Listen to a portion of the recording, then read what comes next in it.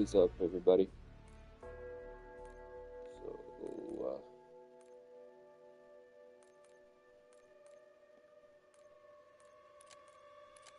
I'm not really doing anything special today. Just trying to get my levels up. On that level 1000 grind, I'm only level 168. Takes a long time to level up these days. A long time.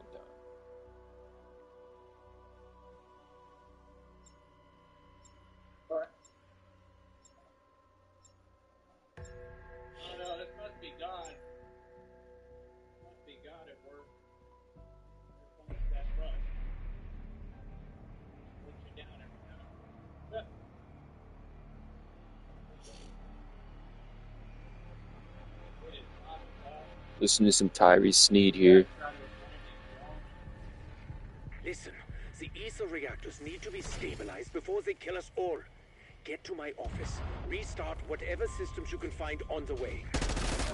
Watch this. When you walk past one of these things, it blows up. Boom! Yep. Every time. Never fails. You should see me with gardening shears.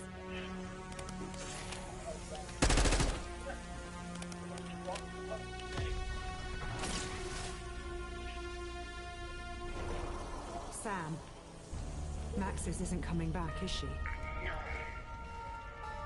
I wish I'd leveled with you sooner, Elizabeth. The Forsaken wore her down until there was nothing left. Deep down, I always knew. How dare you give me false hope? It is the last thing she would have wanted. I know this better than anyone.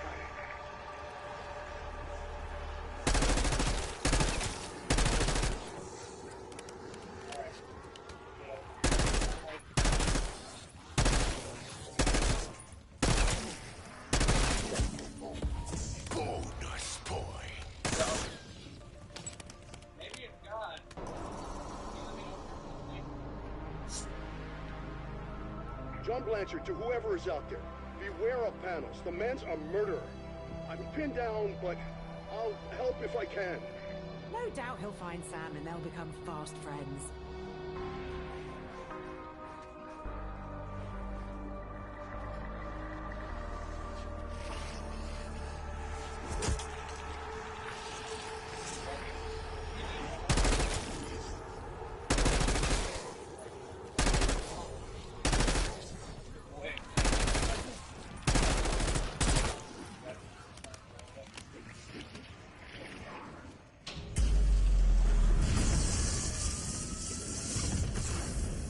Bob's your uncle. We're here.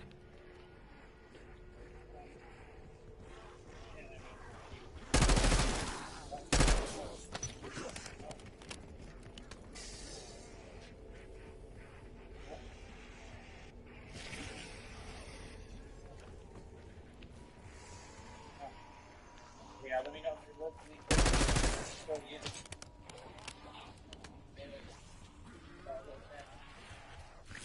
Gotta take off my shoes and get this stuff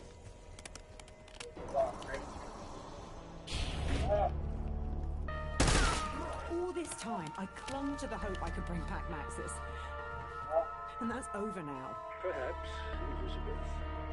Or perhaps you have a chance to do something even greater. I'm confident you will choose wisely. Thank you.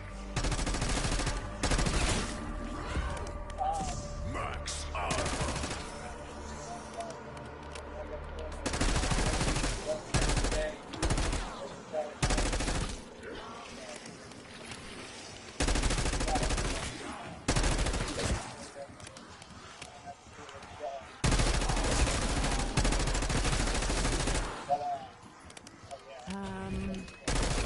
You could hurry it up, that would help.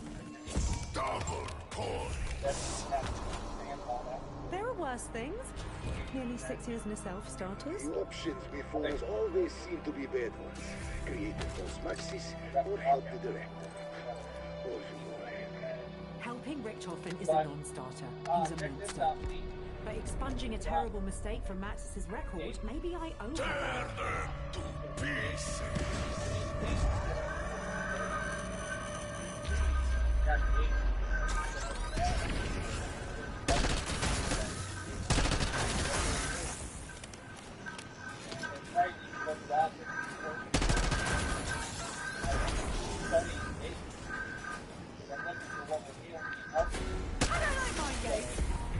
brain removal. Max ammo. This rogue scientist the security chief warned us about, Panos, if he's against the director, how bad can he be? I had the same thought. But if I have learned one thing, the enemy of my enemy is not always my friend.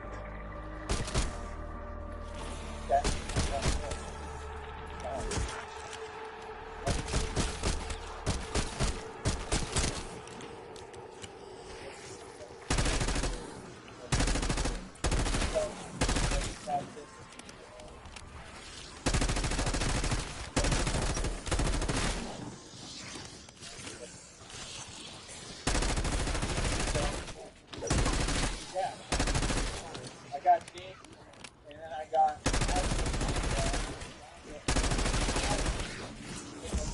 Stuck kid. and I got an apple and then off up here. Have we ever figured out exactly how and why this box works? What do you think about that? He said that I could put it in the wall. I'll dedicate the pile of bodies I leave behind to you. If you should find our personal effects from before we were incarcerated, I had some Swedish magazines you should definitely not look at. Ah, thanks for warning. I'm sure you only bought them for the articles.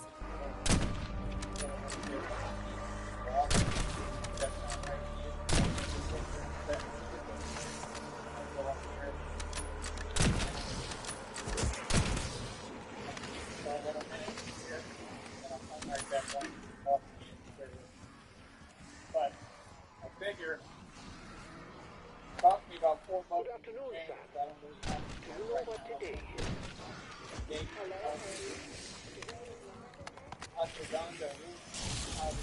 that, gravity! And that's what I need. I can feel it. I need adaptogen. I probably need several of them. A lot of things that I go off. And adaptogen, my body doesn't stress anxiety. It's specifically for that anxiety. So, natural level of build up tolerance, stress. See, that's what a lot of these folks they run to. Y'all want to run to your, you know, really, right? We can't tell you anything Come on now.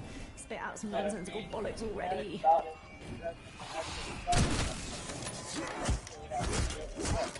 Honestly, I expected better from you. I'm not Hello? cross, just disappointed.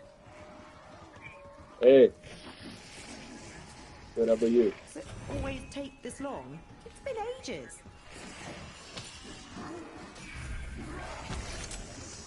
It's like you read my mind. Shit.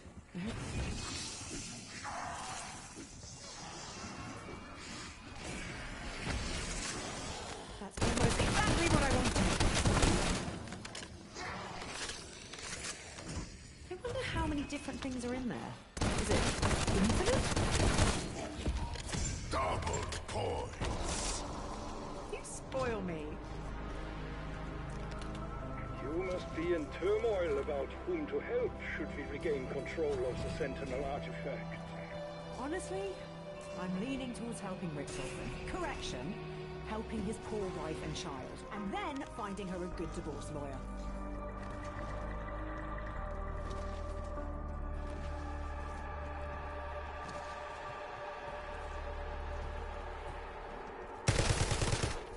Just another decomposing road bump.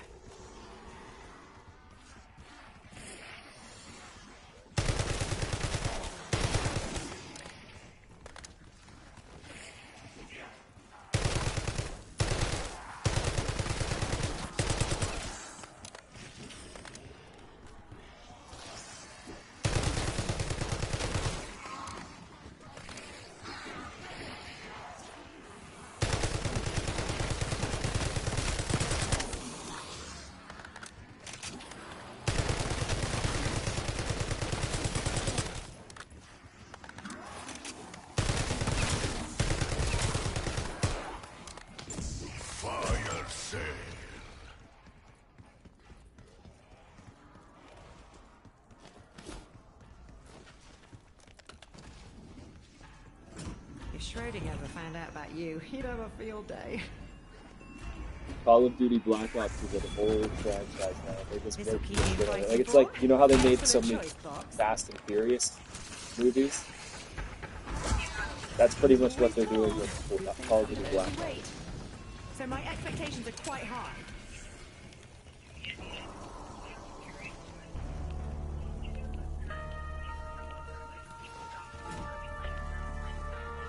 Well, no, they came out with Fast and Furious X or whatever. Apparently, a lot of people like that. Best X, thing I ever like got in a raffle, second-hand microscope. yeah, they came out with that one like last year or something. Just knew this was gonna work out.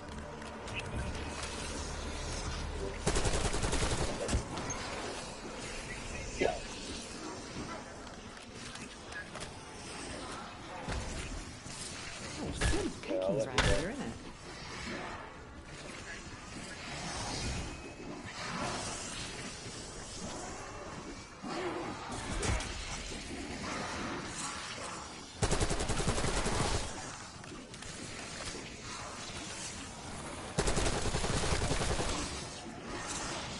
Sending a Semtex.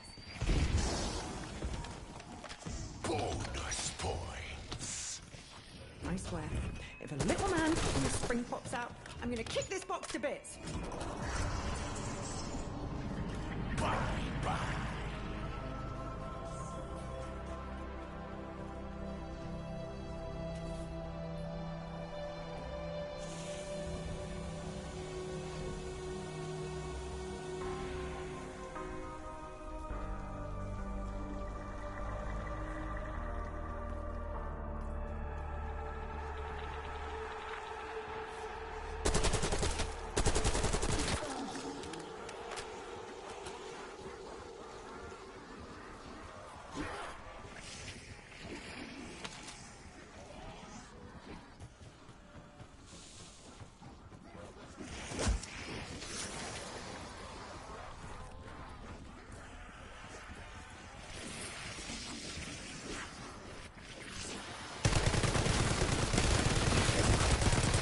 Goodness me, it's all go round here.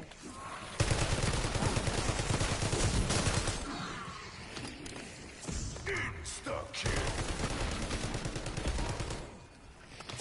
Full power.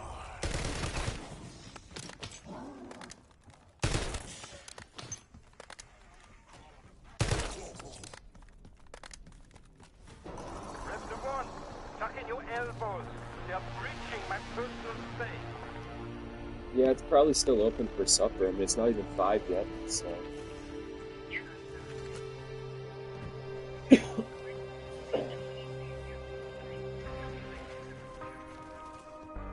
Alright, sounds good, thank you. Helpless and hideous. Such a shame. I got unlucky on this zombie match again. Fuck. I never get the guns I want. Yeah.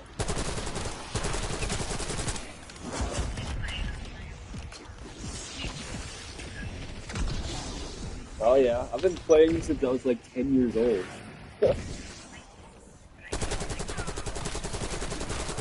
Yeah, that's the thing that upsets me is like I'll join public lobbies and these people will go down so fast I just don't even revive them because they fucking suck. Like how it works is when you play public lobbies, 3 other people will join you and I'll just fucking not revive any of them. I'll see who goes down first and I'm always better than the 3 of them combined. They always go down before me. Fucking suck. Yeah. I mean, I play with some good players, but it's harder to find good players, especially in the public lobbies. That's why I've been making friends on here, because I'm slowly building a good friend base where they're decent.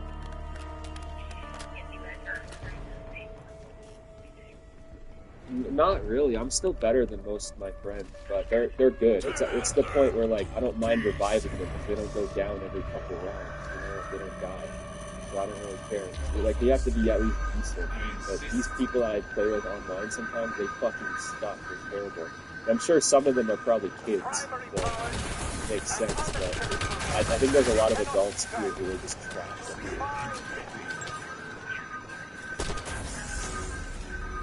Yeah.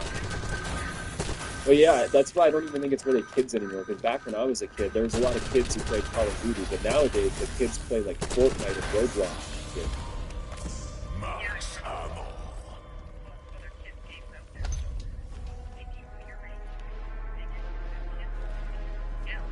Yeah, and they still suck. Oh, I'll take this over bungee jumping. I do enjoy it. It's pretty fun, but it's just like, because I'm not very good at many games, but I'm really good at this.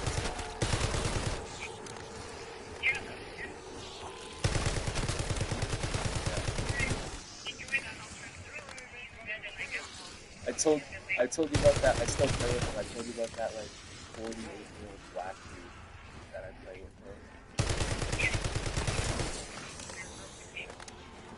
Yeah. Throwing Semtex. But yeah, I still play with him. He's pretty good. Max armor. Yeah. I have 600 hours in them.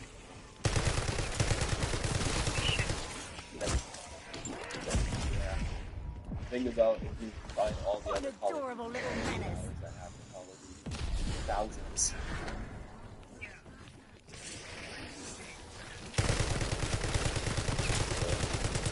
I definitely play the PS5 a lot more than that Switch OLED. How does,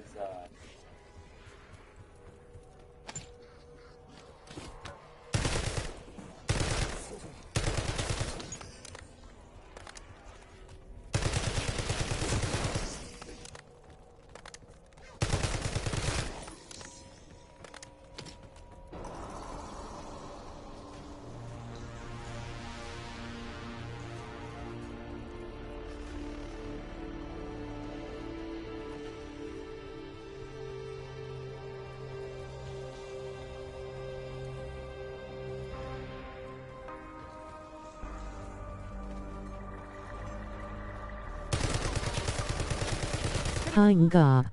Or post-imprisonment rage. I don't really want to buy a Switch 2 just to play Pokemon. Yeah. Well, yeah, and it really sucks because it used to be the same thing with Xbox and like PlayStation, because Sony owns PlayStation and Microsoft owns Xbox, and Microsoft used to only release games on Xbox, and Sony used to only release games on PlayStation. But now, like, that was during the PS3 and Xbox 360 days, and now they release all the games on every console. Like, Microsoft released games on PlayStation, and Sony released games on Xbox.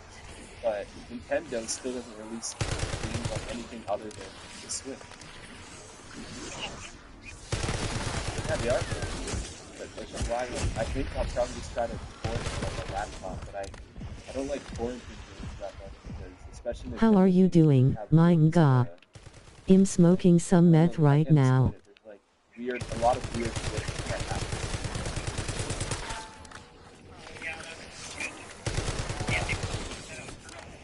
Yeah, they did some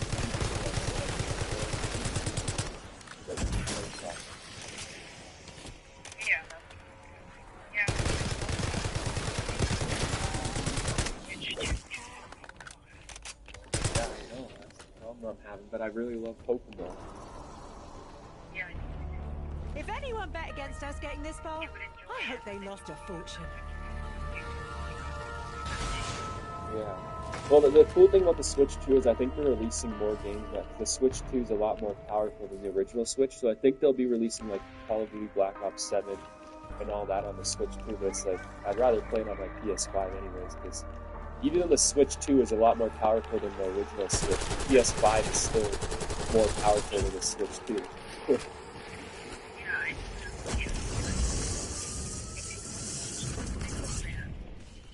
Yeah.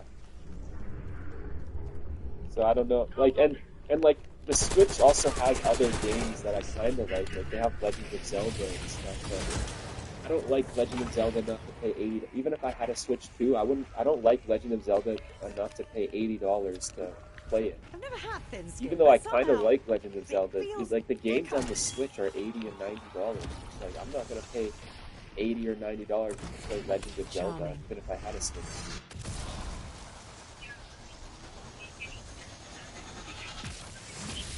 Lovely mood lighting. I don't know, and it really sucks too, because Nintendo games used to be That cheaper particle than accelerator like is powered by the ether PlayStation and reactors, which are Xbox coming games. And I remember undone back in the day during the thanks to PS3 and Xbox 360, it was $60 for Xbox 360 and PS3 games. It was $60, but for Nintendo DS games, it was $40.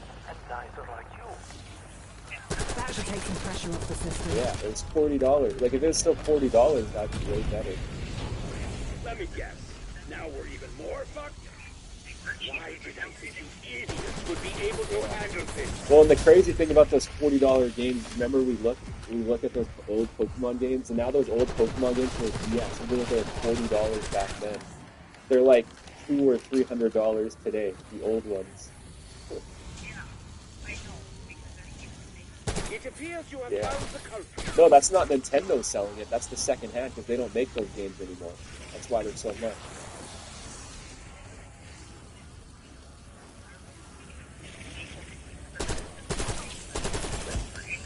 Well, and they're also more desirable because nostalgia, you know, like people love those games. There's a lot of people like me who grew up on those games, so they want to re-buy them, and then they're limited, you know.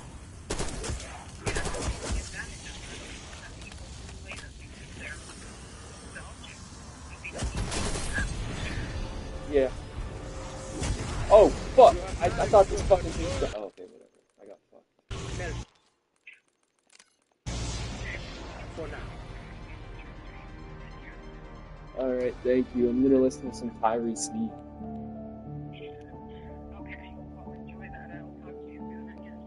Yeah. You don't ever listen to Tyree Sneed?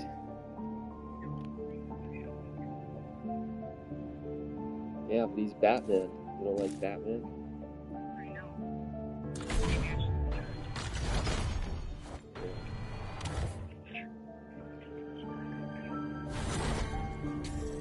Oh yeah, he's a big loser. The world's only trillionaire. Yeah.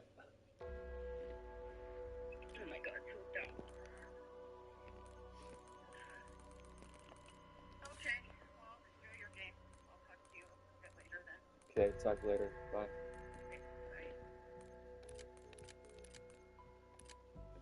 And my adrenaline, common sense, is why they're talking like that. They think that stuff works. Okay, here's my answer. Adaptogen. Y'all don't think, do you? You don't seem to get what you're coming up against. I'm a lot smarter than you. I hope y'all understand that. All of you combined. Okay? Here's your answer. Adaptogen. I bet you it'll change everything right now in my whole chemistry. I'm going to try it right now, too, bud. Send you a picture. That's why if you can stick around right now, honey, please do. I need your answer back before I do it if you can, so I feel a little safer with it, but I'm sure she knows what she's talking about. She's around all this stuff, but they don't try it all or take it all. Sure. I heard great things about this stuff. I mean, great things. And I think it's going to help us with working out. That's what I think. I think it'll help with the training massively. It might help with the training a lot. I used to look up adaptogen. Listen, the ether reactors need to be stabilized before they kill us all. Get to my office. Restart whatever systems you can find on the way. This is what Maxis would have wanted.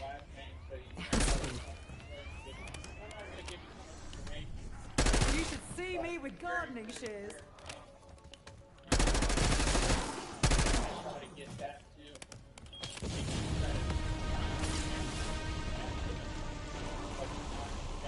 Sam, Maxis isn't coming back, is she? No.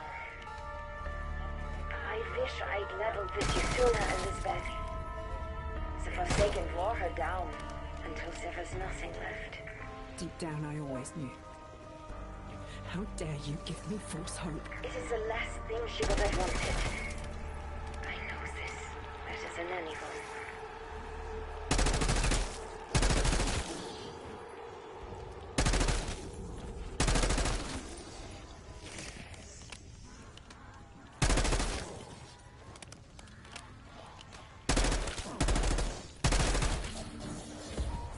Bonus points.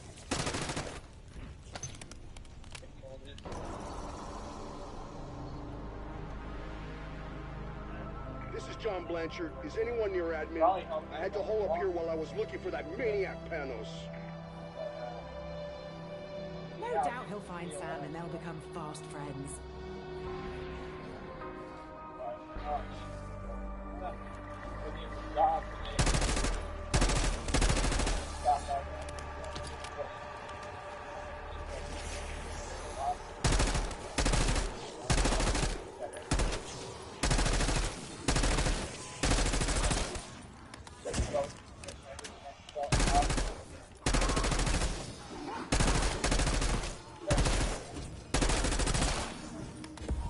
Insta-kill.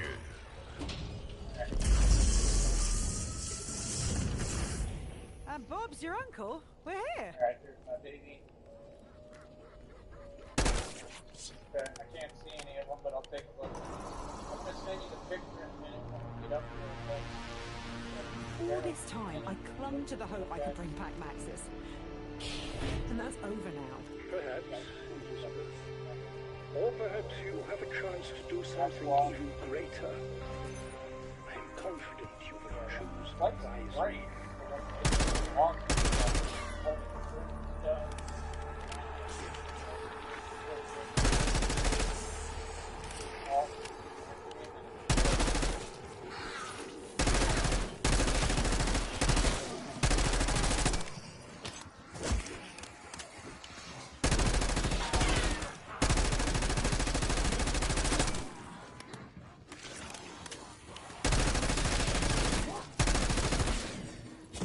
Max armor. All this waiting and I could still end up with a slap in the face. Lucky me! At last, a glimmer of positivity. I count my blessings. As soon as I have some. The options before us always seem to be bad ones. Create a false Maxis or help the director. Oh boy. Helping Richthofen is a non-starter. He's a monster. But expunging a terrible mistake from Maxis' record, maybe I owe Tear her. them to pieces.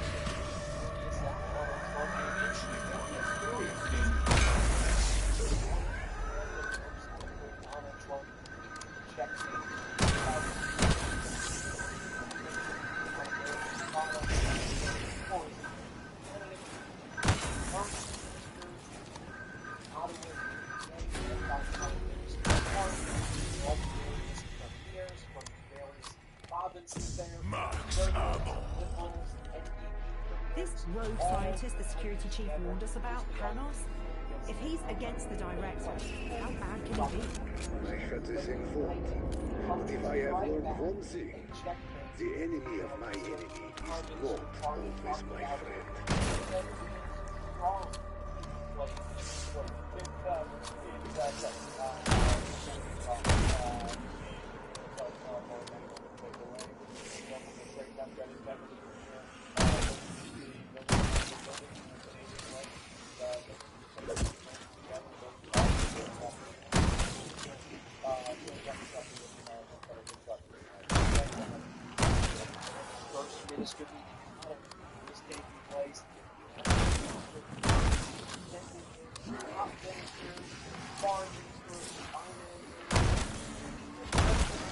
Double points.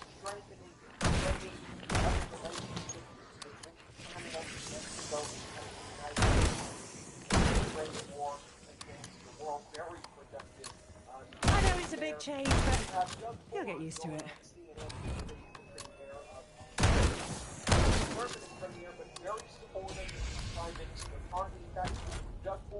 Is this honestly just random, Box? Silly question. You can't rule it out. fighting dollar for dollar, tower for tower. If you should find our personal effects from before we were incarcerated, I had some Swedish magazines you should definitely not look at. Oh, thanks for the warning. I'm sure you only bought them for the articles.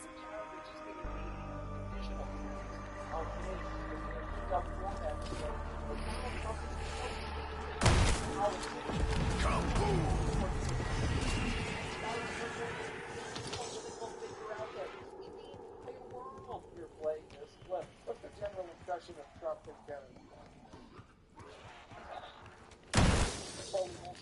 Politician of the world. This is the closest family member, not so the governors, senators, Congress people. Because the president will lie. Outside of the senators, thank them for coming over here. Closest friends and allies, which is Canada. And again, Trump decided to go down this road. From here in Ontario,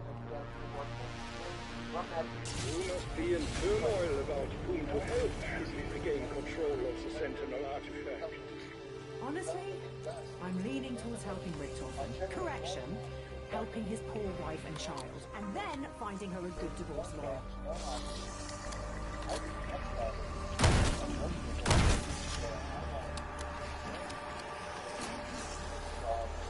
Semtex armed!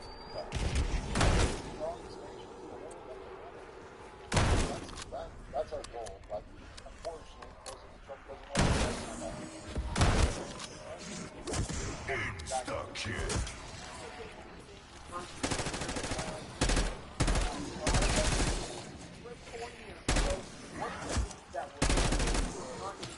all the missionaries, Prime Minister Party, no,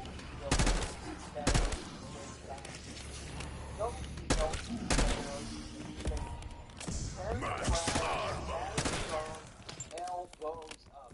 Here's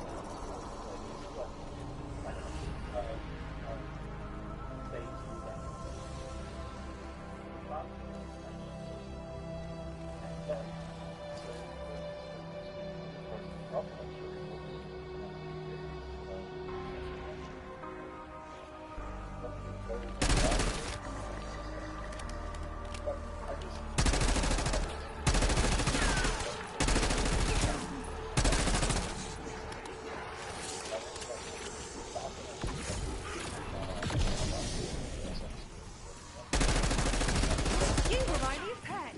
Always putting his foot in it. Double points.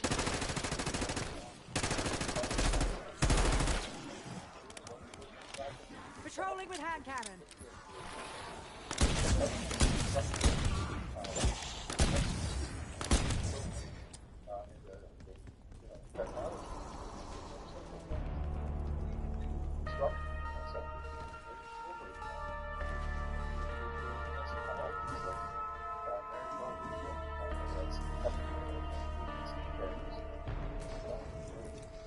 It's a bit like roulette. At least it's not the Russian kind. Well, aren't you just the little ray of sunshine inside this wayward reality?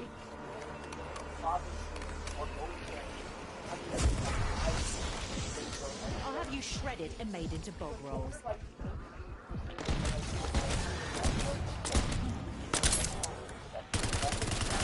I don't like mind games. Activate removal.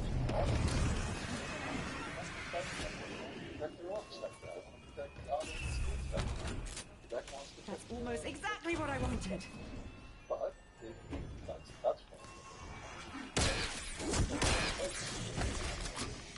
Oh, bloody hell, you're one maddening wooden deviant. You find an air freshener dynamic for me. Stuff's getting bright.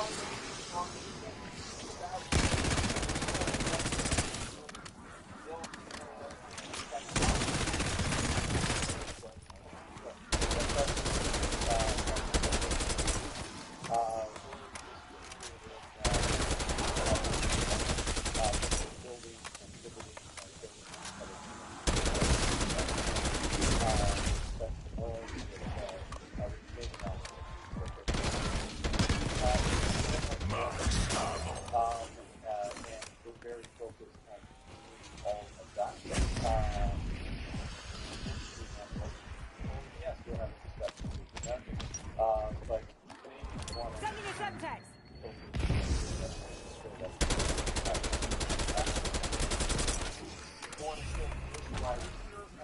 You spoil me.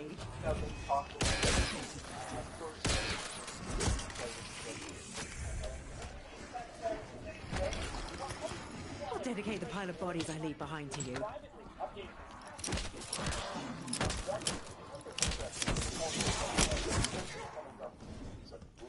I'm always keen to expand my weapon portfolio. Got anything exotic? It's like you read my mind. Shit. The primary power is an unacceptable color. We cannot keep 59%. exactly. We buy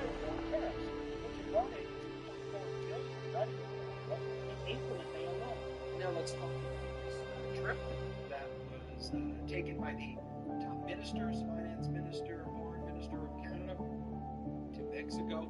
Canadian ministers hail a very productive Mexico meeting regarding all things trade and strengthening their relationships. They met with Claudia Sheinbaum, how these nations navigate Donald Trump's hostile tariff environment and trade war against the world. Canadian Foreign Minister strengthening and reaffirming bilateral ties with these discussions with the president and members of the government advance key shared priorities. Time to get my hands dirty. Economic growth, security, and trade diversification. Now, you will recall that Canada also entered into a real deal with the European Union for a defense pact there.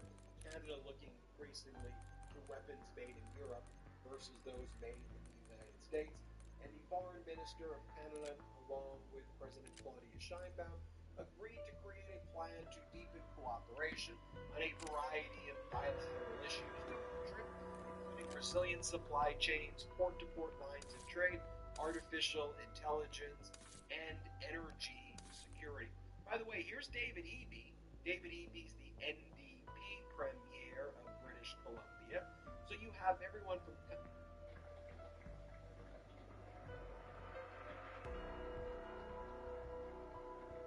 Thank you, everyone. Good afternoon. Thank you very much for that introduction, Chris, and for your service to our census, this great institution in our country. Mr. McKenzie, Chief of the Defense Staff, Howard McFerrin, and all who made our course of coverage here today. Thank you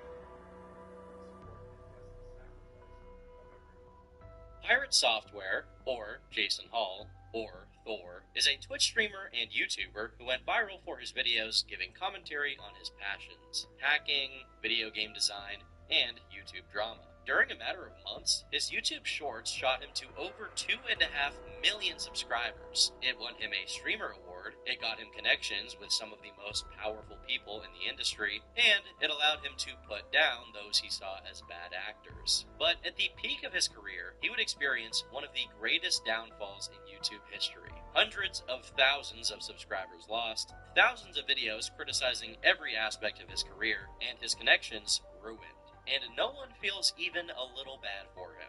The problem with Pirate Software isn't that he's a bad person, at least not exclusively. The problem is that at every opportunity to course correct, he's doubled down on his worst character traits, proving to everyone that he is truly incapable of welcoming criticism. So today, I'll be telling you the story of Jason Hall, and how he destroyed his online reputation. But to understand how it all went so wrong, we have to go back to the beginning.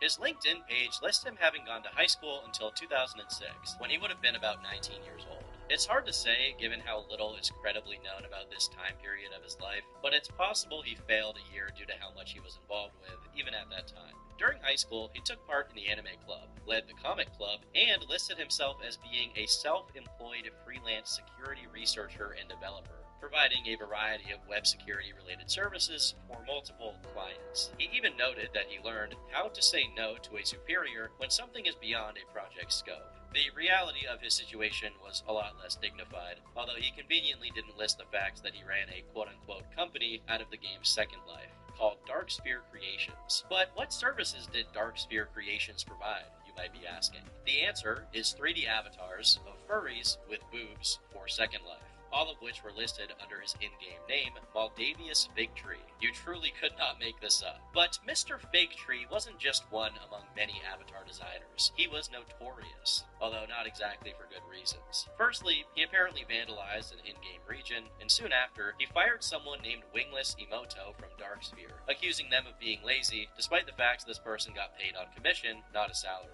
As per the article reporting on the situation, Jason continued to sell Emoto's avatars after her departure, without paying her anything. While it's small in scale, this on its own gave a small window into Jason's not-so-legitimate online endeavors, even this early on. But this small window quickly grew, as the chat logs between Emoto and Jason were posted, showing that the reason she hadn't been working lately was because her tablet was broken. Interestingly enough, she clearly saw her Second Life job as a silly hobby she did because she enjoyed it, while Jason tried to act like he was really running a company and that it was all very serious business. Ironically, he complained that she played WoW too much instead of actually working, an omen of Jason's own future. But more concerningly, he remarked that she was underage, which he knew because he had met her in real life, as she lived 2 hours away from him. Due to this story eventually resurfacing much later on, attached to suggestions that he had done something inappropriate when they met IRL, Jason has addressed it and explained that she was 17 while he was 19, and they didn't do anything beyond talking when they met. While there's no reason to doubt his defense here, the business with Emoto is just the tip of the iceberg when it comes to his infamy in Second Life.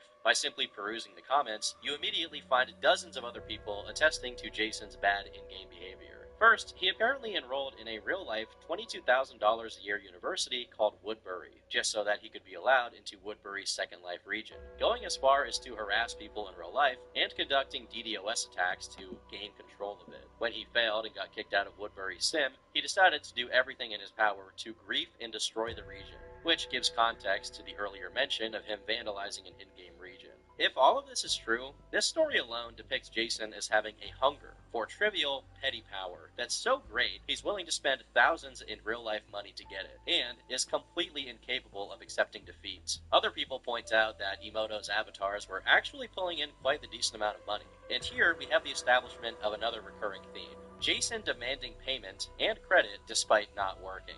First, he took at least 50% of her revenue, apparently just because he put together the storefront for the avatars she created. I say at least because, as many people have pointed out, he ran the storefront and ensured the money went through him before it got to her, supposedly for tax reasons. This means he could make up whatever the amount she was owed and underpay her while keeping the rest for himself.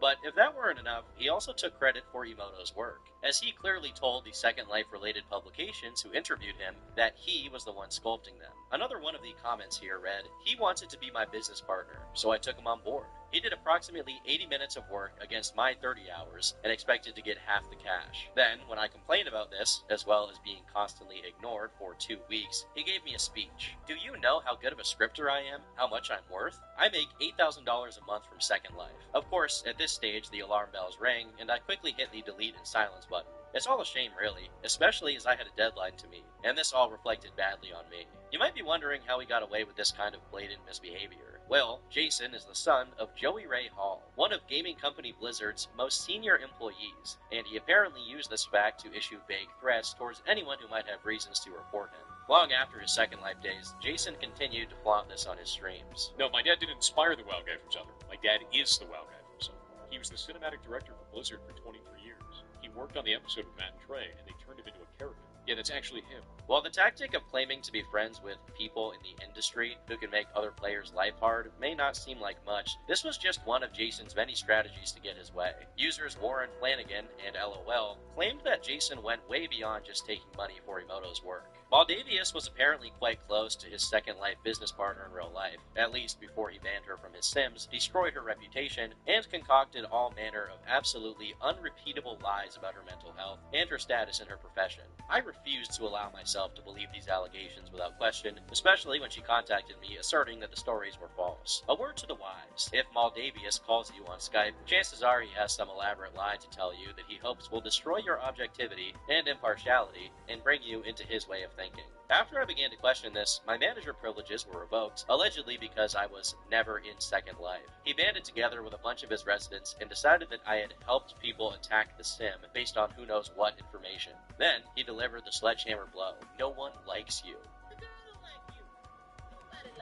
I had seen this before. Maldavius used these same sort of groupthink tactics to sway the weak minds of his furry friends. For some reason, his words carry an air of authority, and people tend to believe him. In this same section, other alarming patterns begin to appear, with Jason being described as a vengeful furry who always paints himself as a victim, and a script kiddie who likes to think he's God and has stated it multiple times, due to coming up with a couple of low-level in-game scams. But most scathing of all of this is that many of his in-game scandals, which unfortunately we have almost no info on, happen to revolve around him doing not safe for work things. As it turns out, Maldi, short for Maldavius, was into being the receiving end of some yiffing and enjoyed knots. You like kissing boys, don't you? The world is a mess. While there are a good few posts mocking this on its own, only one poster went into detail about how this related to Jason's online infamy.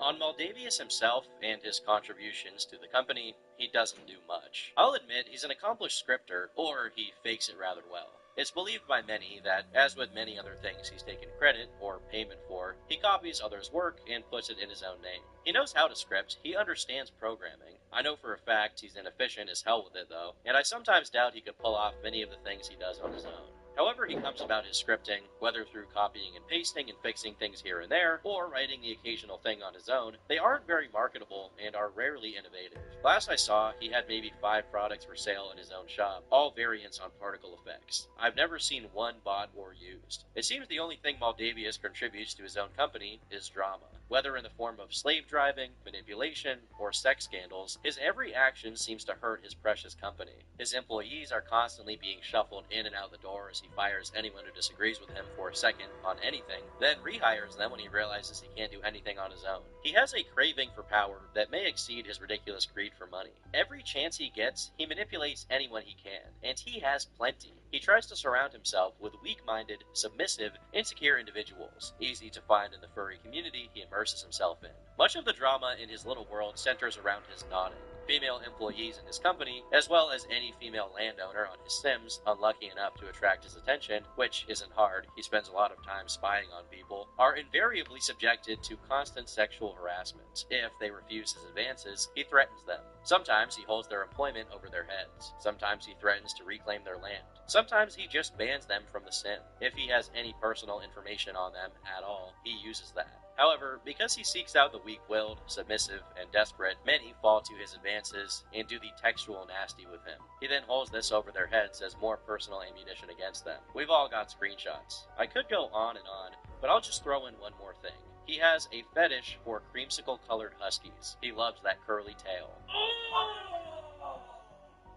Yeah!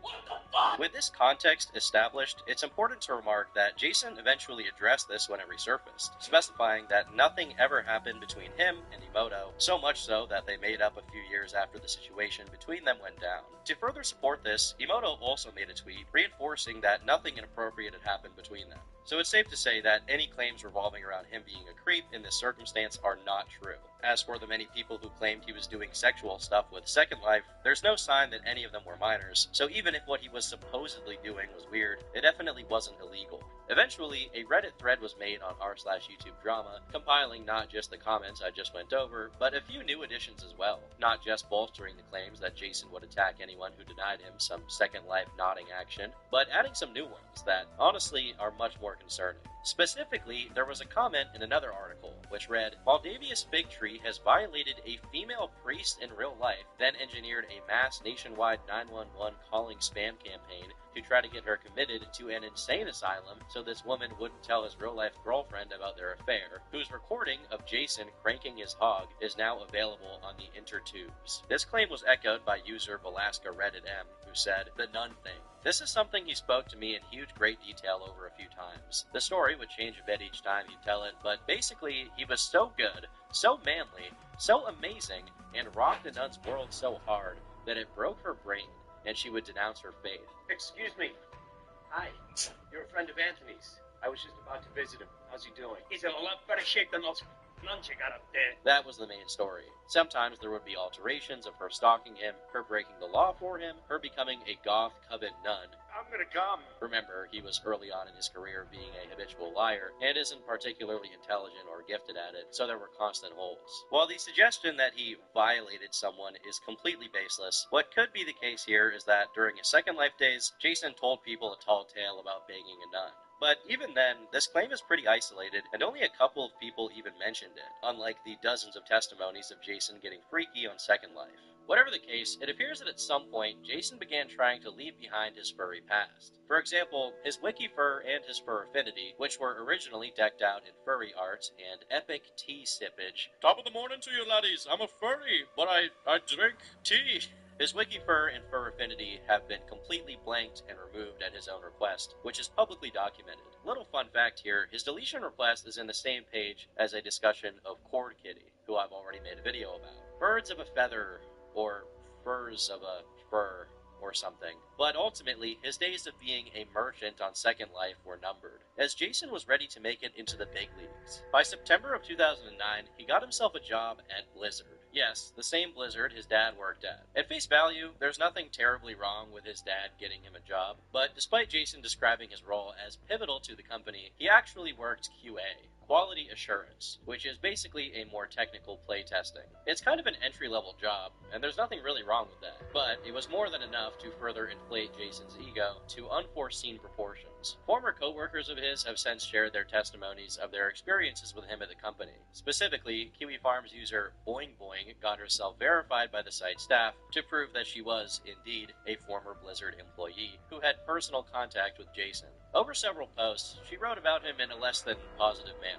Thor was my co-worker for about a year at Blizzard. He was the only QA who demanded a 3-display setup because he needed it for coding, but it was actually a dedicated display for Reddit and YouTube. He would sit idle in test clients in another display while screwing around and posting on various forums with the third. During a charity event on campus, he took part in a League of Legends tournament. He was profanely screaming at his teammates across the office about how bad they were for not being able to buy to counter the other team. This was a casual charity event, not some actual ranked thing. And these were people he worked with on his team. I'm actually shocked he wasn't written up for this, but only one manager was present and locked in his office at the time. I have respect for his dad because he really is one of the oldest employees at Blizzard. The bar in StarCraft is named after him, and he was never problematic. Pathetically, this was Thor's shield against getting written up. I wasn't the only one who noticed that he not only didn't do any work, but he knew basically nothing about testing as a general practice and the game itself. Management remarks that they simply couldn't do anything about it but move him from team to team.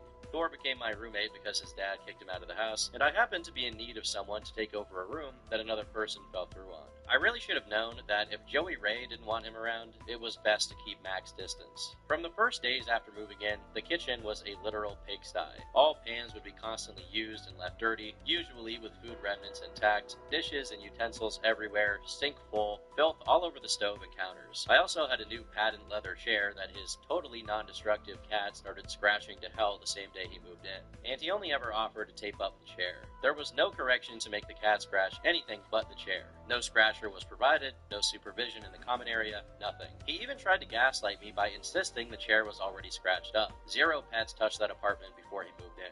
I asked that he replace the $100 chair since all surfaces were destroyed, and he insisted taping it up was fine.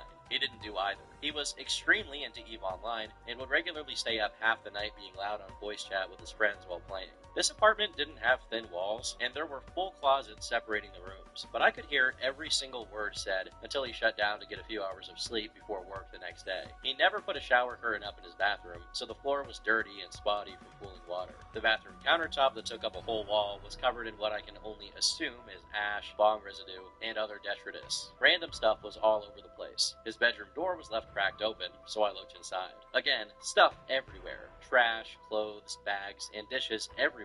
The walls were smeared with, I don't know, coom or snot or both. If this was only about a month of damage, I couldn't afford to keep this guy around. I used the cat situation as a gentle way to ask him to remove himself as soon as possible, since we were still working together, claiming that he wasn't honest about the damage his cat would do, and that clearly pissed him off.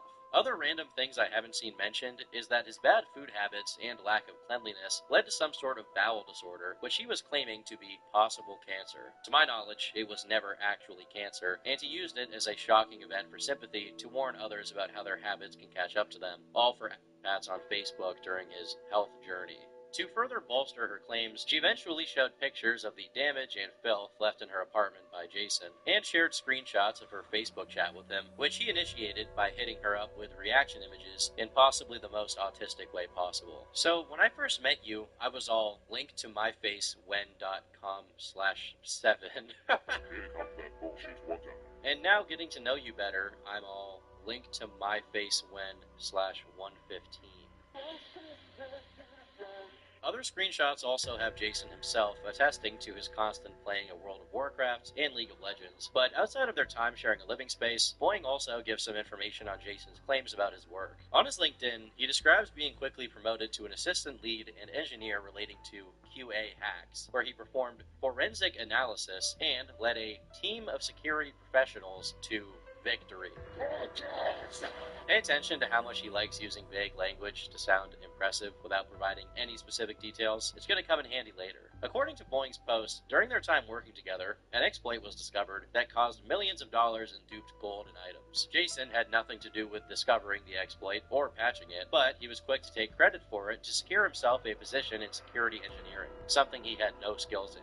She went on to add, QA engineers by title were not actual engineers. Rather, they were analysts capable of automation tasks and assorted scripting. Whatever he says about training security staff and half the other stuff on his LinkedIn page is being wildly misrepresented. His resume is fan fiction, and everyone in tech and gaming who knows better thinks he's a joke. Glorified script kiddie. While he was completely unmemorable for his subpar work, he was remembered for one thing: raging on League of Legends, to the point where other employees began pranking him by taping a picture of Edward Cullen's face to the bottom of his mouse to trigger another fit of rage. But after 2011, Boing Boing no longer worked on the same team as Jason, so she couldn't provide any information about his work as a security engineer. However, another user by the name of Lifeguard Hermit came forward with a little anecdote about Jason's stellar work. While he was working as a code janitor at Blizzard in security, he came up with a brilliant idea to catch bots. His brilliant idea was to place a rock in a known pathing point bots used. He then sells the story that the mods caught so many bots this way, while implying that appealing this ban was impossible. The thing is, WoW has auto-run. People use it. Using auto-running isn't botting. The path he blocked is a spot between towns on a road. Literally anyone would normally hit auto run on and then run in real life to take a piss. If a mod saw you stuck on the rock, permaban for modding. It was a resounding success, except it wasn't. It got a lot of noobs and whatnot banned for using the auto run when a board mod happened to be idling near said rock or path. Going further up his listed experiences with Blizzard, you end up seeing a lot of leadership positions, which is to say he was being rewarded for taking credit for other people's work. His last position in the company was Senior Red Team Specialist. But we're the Red Team! Again, suggesting he was doing some advanced security work, but if you look underneath it, you can see that he was doing social engineering. Keep this in mind, it'll become relevant very soon. While I'm presenting you all of this information in chronological order and with context, it's important to say that up until last year, everyone only ever heard Jason's side of the story when it came to his work for Blizzard, and it was a very different one than we got from his former coworkers. So, I worked at Blizzard for 7 years. I worked on everything from World of Warcraft vanilla all the way to Overwatch. I didn't work on Burning Crusade, that was the only thing I didn't work on. I quit Blizzard because it sucked, dude. I quit Blizzard because it sucked. They paid me 36% of industry standard for my job. The working conditions were terrible. Working hours were terrible. It's a legendary company because people put legendary amounts of effort into it, even though they're under legendarily terrible working conditions. So I left, and I went to Amazon Game Studios, which is literally right up the street. It's 4 minutes away. And I got paid like a real human being. This is a classic case of Jason lying by omission, because ever since he left Blizzard, he's tried to paint himself more as a dev. But in reality, he never, not once, worked as a dev for Blizzard. If him vaguely bringing up his work at Blizzard to mislead people into thinking he was a dev was a one-time thing, I honestly think it would be forgivable. But as this video posted on Livestream Fails shows, he did this all the time. I was watching a video that was critiquing you for mentioning you work at Blizzard so much. I literally never talk about it. When I worked at Blizzard, I did that for Blizzard, 7 years, yeah. Blizzard. I used to work at Blizzard Entertainment. Used to work at Blizzard Entertainment, your Red Team.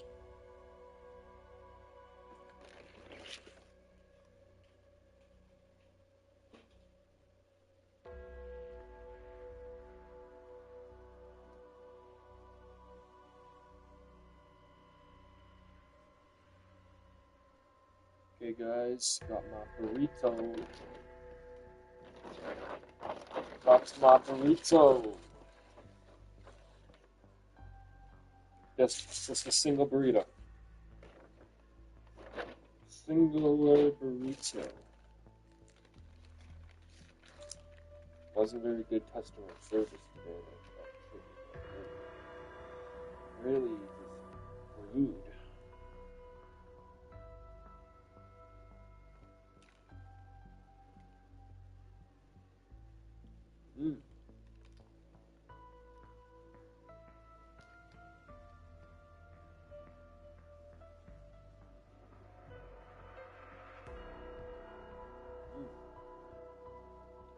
Very good.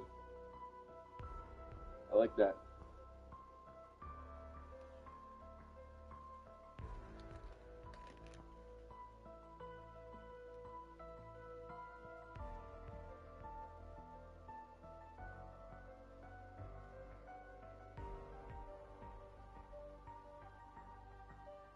Specialist for Blizzard Entertainment and Blizzard. Because having worked at Blizzard, I grew up at Blizzard. Not only was he not a dev, but his failure at being a QA engineer is attested to by the fact that he held that position during the release of Blizzard's Diablo 3, which was so infamous for being full of bugs that it led to one of Boogie2988's biggest videos where he complained about it as his Francis character. I spent all night trying to get this goddamn collector's edition. I stood in line at Walmart. I can barely stand up.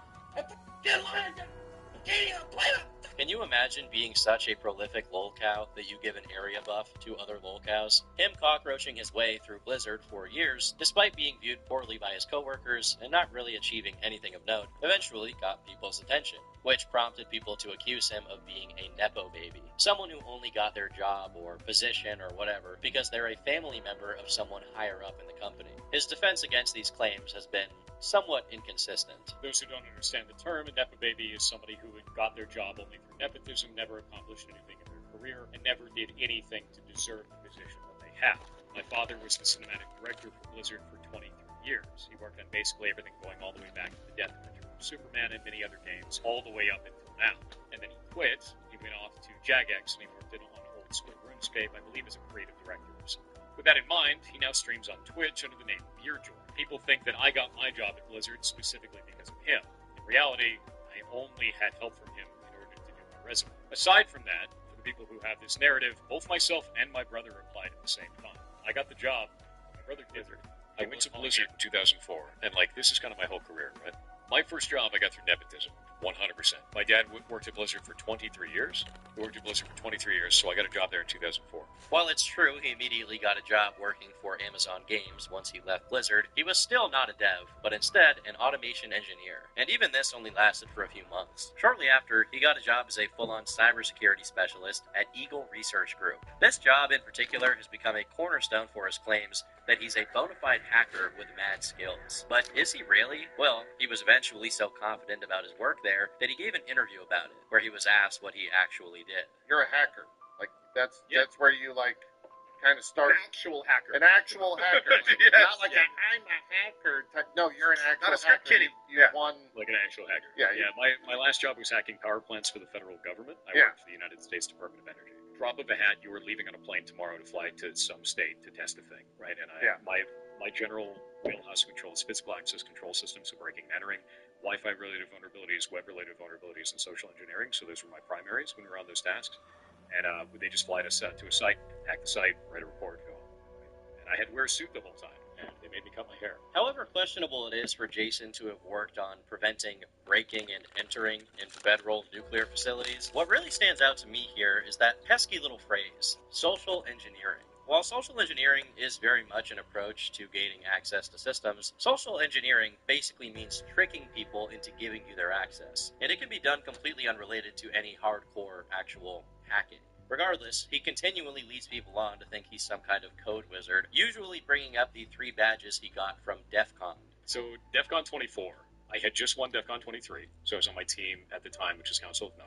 For those who are unfamiliar with it, DEF CON is one of the most established conventions of the hacker community. But despite how much weight he puts on these badges, some of DEF CON's games fall in the same realm as any other puzzle, alternate reality game, or escape room event. What Jason is doing is tantamount to calling yourself a hacker because you looked at the source code of the Five Nights at Freddy's website to solve a puzzle. In this same interview, he explains that his social engineering at one of these DEF CON events was to lie and pretend like he was a volunteer at the event, all while collecting info on other teams' progress to give to his own team. Whether you think this is a fair strategy to win, or you think this is meta gaming, what's clear is that Jason wasn't breaking into any mainframes. He wasn't hacking the Matrix. Another lie of his during this interview is that he claims he was a federal contractor for the Department of Energy, which is false on multiple levels. He worked for a company which had a contract with the government, but as receipts procured by KF user Vic Macedonia show, this contract had to do with management consulting, which wasn't at all related to the kind of thing that Jason did. Even if you assume he just misspoke or abridged all of his context while speaking about it, he eventually made his lie a bit more explicit by claiming that his DEF CON badges got him a job offer directly from the government. Went back home, hammered it for a whole year, and went back to DEF CON the next year and won. I got my first black badge, it was like, hey, that's good. Because it's like the golden hack, so hey, that's pretty big. And then I went and did it again the next year. And then people were like, wait. And then the next year, Crypto Challenge goes, oh, it's telling me I just started hacking, and then I went back. Sam is in Tower 3. I'm trying to find a way there.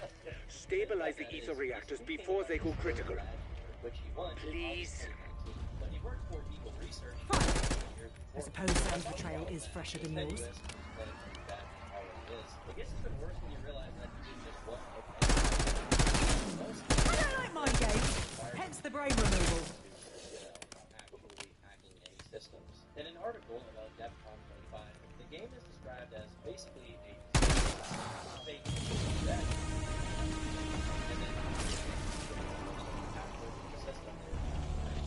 Sam, Maxis isn't coming back, is she? I wish I'd leveled with you sooner, Elizabeth. The Forsaken wore her down until there was nothing left. Deep down, I always knew. How dare you give me false hope? It is the last thing she would have wanted. I know this better than anyone. So, it's right here. It's my right up to death. Because I listed out everything that we did as you and show the world the brilliance of Fox, the creator, and of this, so on and so forth. And you can see at the end of this, these last pieces, Seven's lost the loss. That is his signature. And now we're Security Chief Blanchard to all stations. I'm pinned down in admin. Listen to me. You must protect the director. Pericles Panos has gone rogue and may be hunting him. Sure. Richthofen has no drama on his own. Yes. Rest assured he is in the vicinity. Remarkable. Not a hair out of place.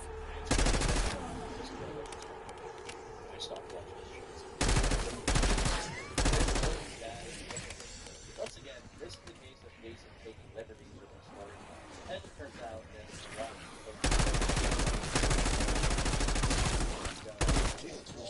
In fact, the documents it had depth on itself, and it wasn't even a secret.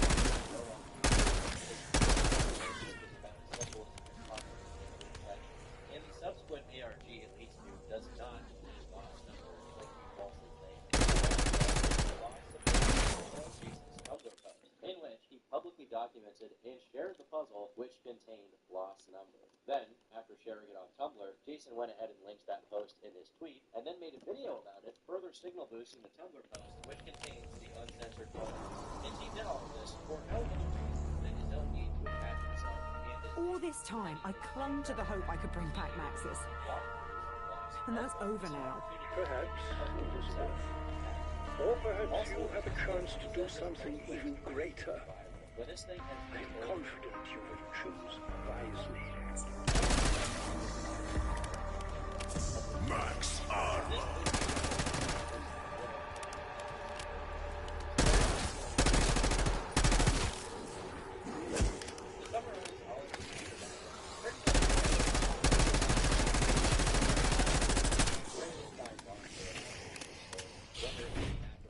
I can't wait! Seriously, I don't have time.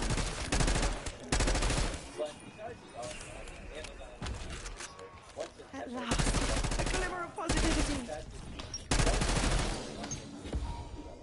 Bonus point. In a few ticks, guess I'll find out just how lucky I really am.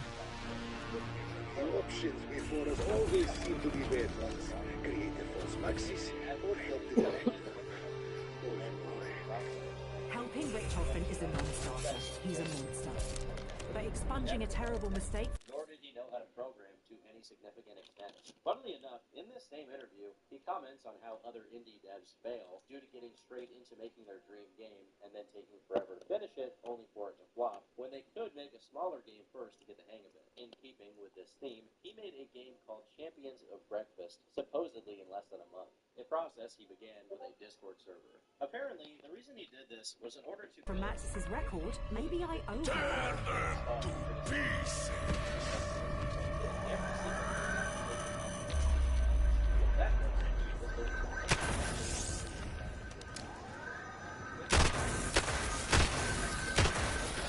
I'm to be destroyed, I intend to take you with me.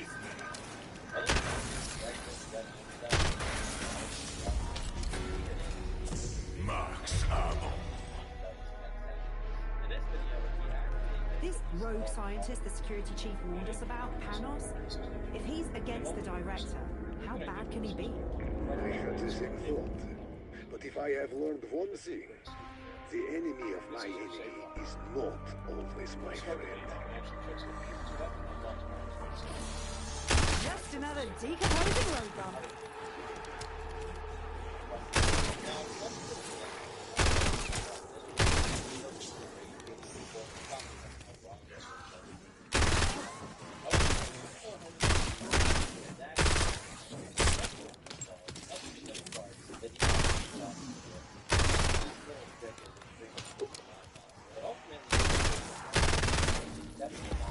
Double points.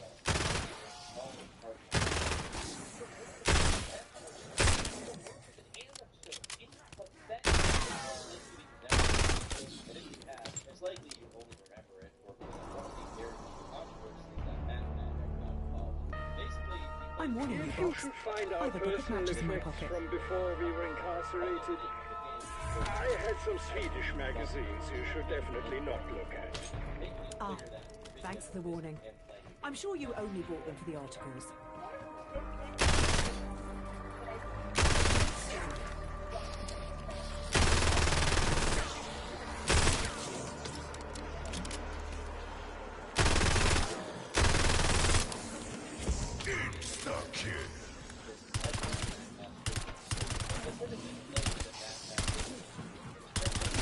Serves you right for not killing me when you had the chance.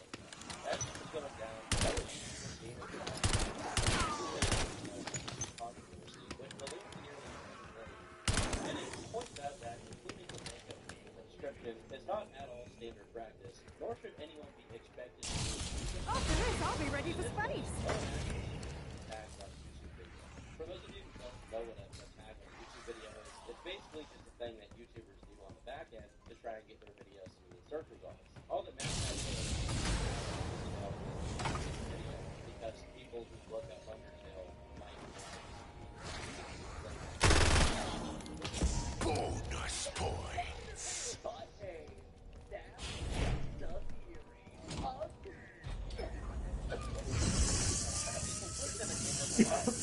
that it didn't at all constitute some kind of malicious clickbait. And the worst thing Matt did was getting his video. And even that as a caveat that this wasn't anything that Matt video, but instead happened in the video itself. While talking about it off the cuff, Matt simply didn't say the second word in the video and instead referred to it as pirate. Not only is this a complete nothing burger, words like software studios are talking about that when people are speaking about game dev companies. The developer of Borderlands is Gearbox, the developer of Doom and Quake is id, the developer of Payday is Overkill, and all of these developers have software in the name, but they're often referred to without it. Even companies with less common second words in their names are usually referred by their first name. There is seriously nothing to be mad about here. And the real reason this even got off the ground is because Toby Fox, the creator of Undertale, a game whose community already hated MatPat for his previous interactions with the game, chimed in and sided with Jason.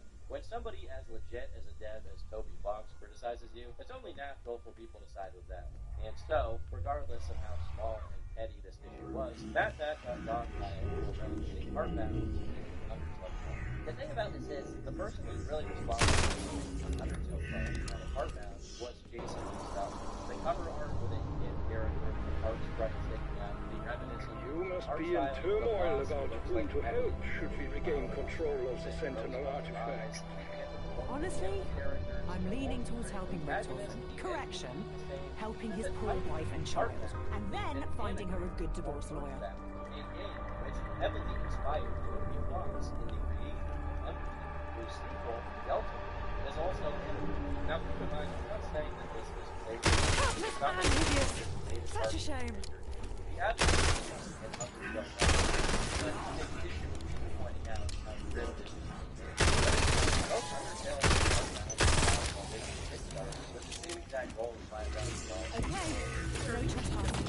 Unless you want to die again. Something very rotten at the very core of Undertale. For example, that section of Undertale. Tolkien is about Undertale similar, despite being varying similarities in and Undertale. Despite Heartbound being around within 1 year of Undertale. In fact, Jason was the opposite on Heartbound's website, where he remarked on how innovative and unlike other RPG games, Heartbound is because of its use of unconventional content that allows the players to settle in multiple different ways. That is literally the beginning of Undertale, the attack, and merging systems, which work off of the bullet helmets and another interesting element of Jason's Kickstarter page is he explained how he purposely set the asking price of Kickstarter to an amount that he thought was strange capabilities for as if it were This raises a few questions as to how organic this project was. Never mind, this is the same like the goal was met. The next step was proving to everyone that we're not really because that's a big problem for Kickstarter. People go and throw their money at a Kickstarter, then the debt is and then come back to something that wasn't on the par compared to what the problem was. So we found that everyone who watched it Prime Sentex! everything that they do, and no one ever can say the debt is money. At the same time, these green helps fund additional development. So even though we put the Kickstarter to such a low amount, we're still getting funded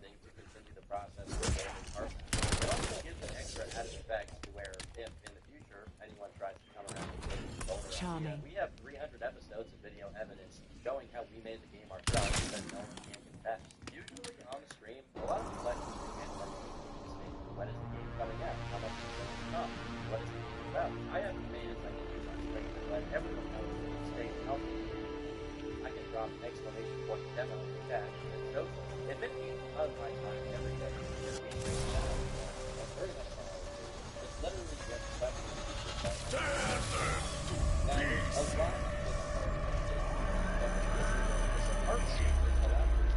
This accelerator is not happy. That particle accelerator is powered by the ether reactors, which are coming undone. Sam.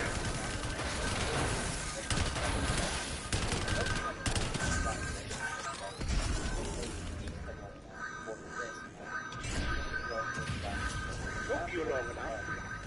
I'm not a young man anymore. And neither are you. More power, less problems. Let me know when you're done stealing those nerds once, buddy.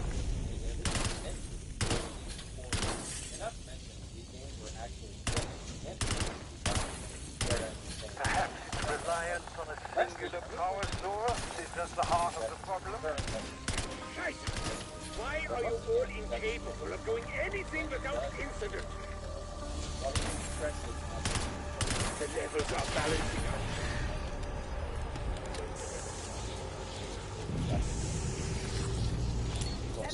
We have stabilization.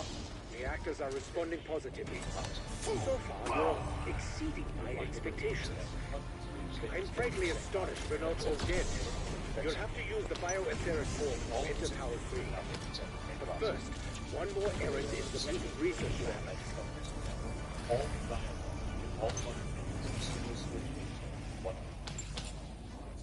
You should see me with gardening shears.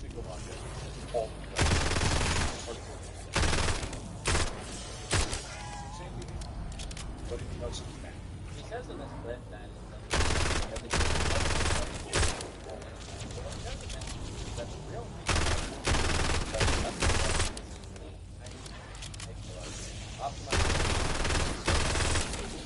Unless you're trying to run a game like this, it's not going to be Max Armor. Honestly, I don't know. So, as much as he's trying to I regret all I put you through. But now I can finally... That's what I'm talking about. But is he very code savvy? Due to the majority of his audience being people who generally aren't too familiar with alive? Do not try to take that from me. Yes. Think of all you suffered to bring back Maxine, when she knew all along it was impossible.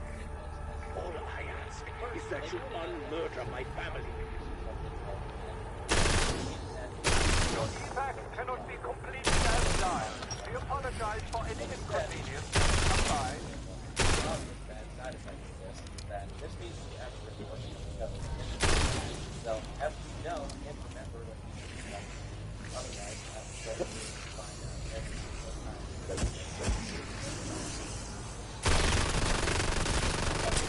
I could have killed a lot more of you, you know.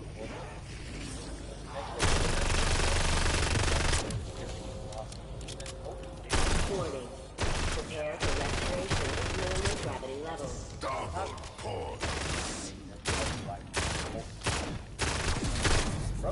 But his code being completely unreadable makes it more impressive for the beginner programmers to gather the online content for it. NVIDIA admires complex. Genius admires simple. And anything more complicated is, the more you will admire it.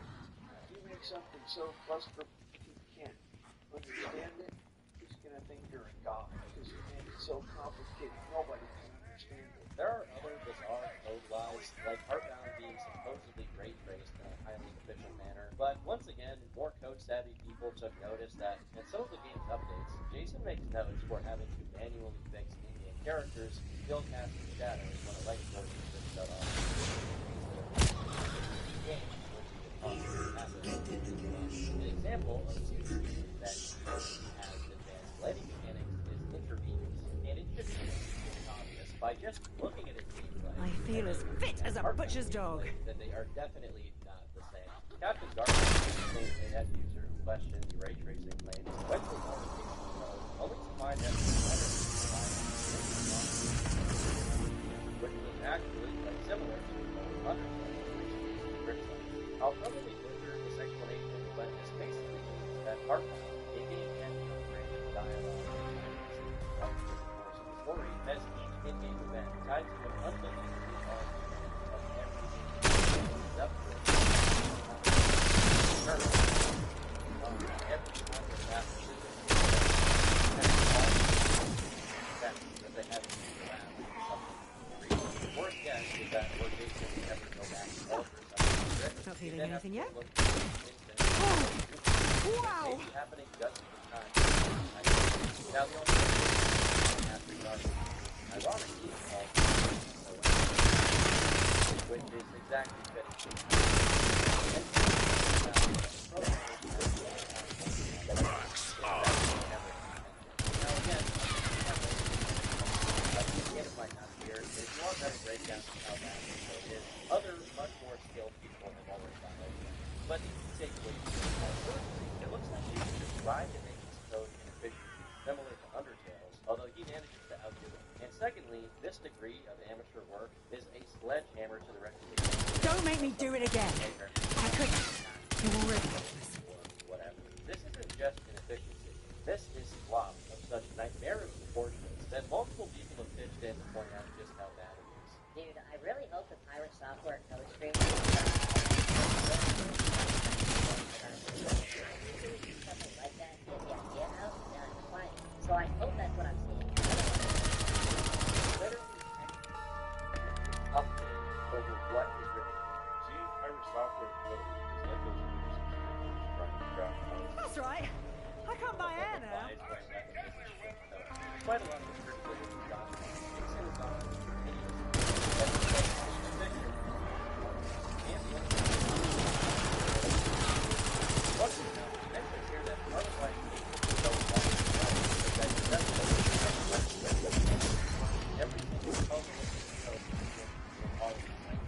and him saying this of its same lie and he doesn't simultaneously write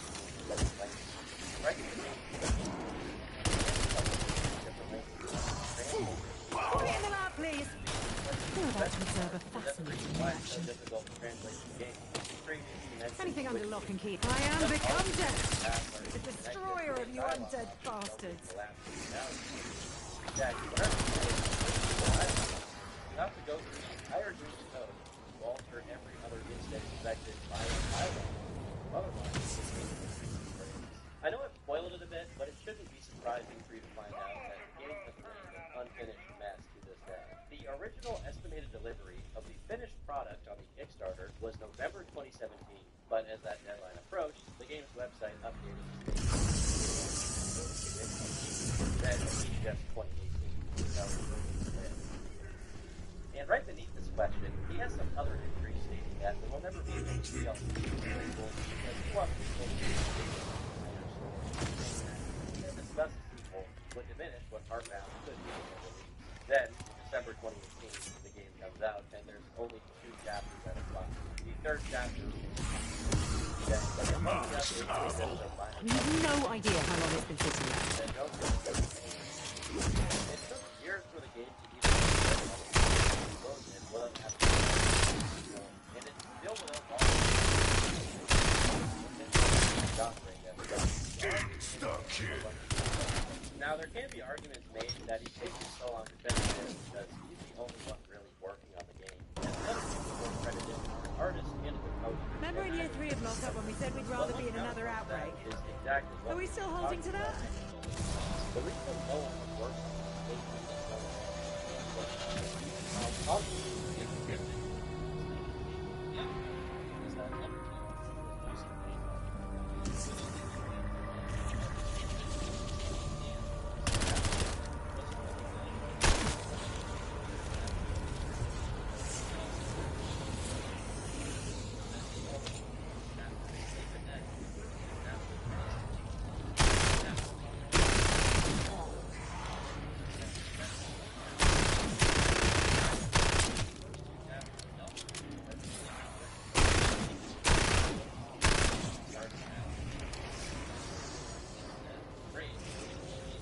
Attention. Low gravity conditions expired. Graviton levels within normal parameters.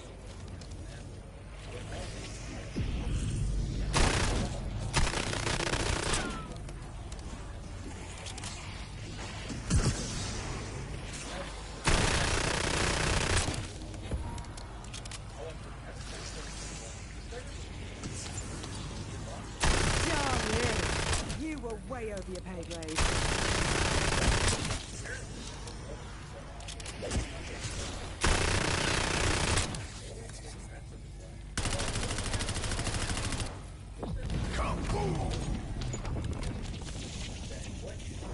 We are ready when you are. Which better be soon.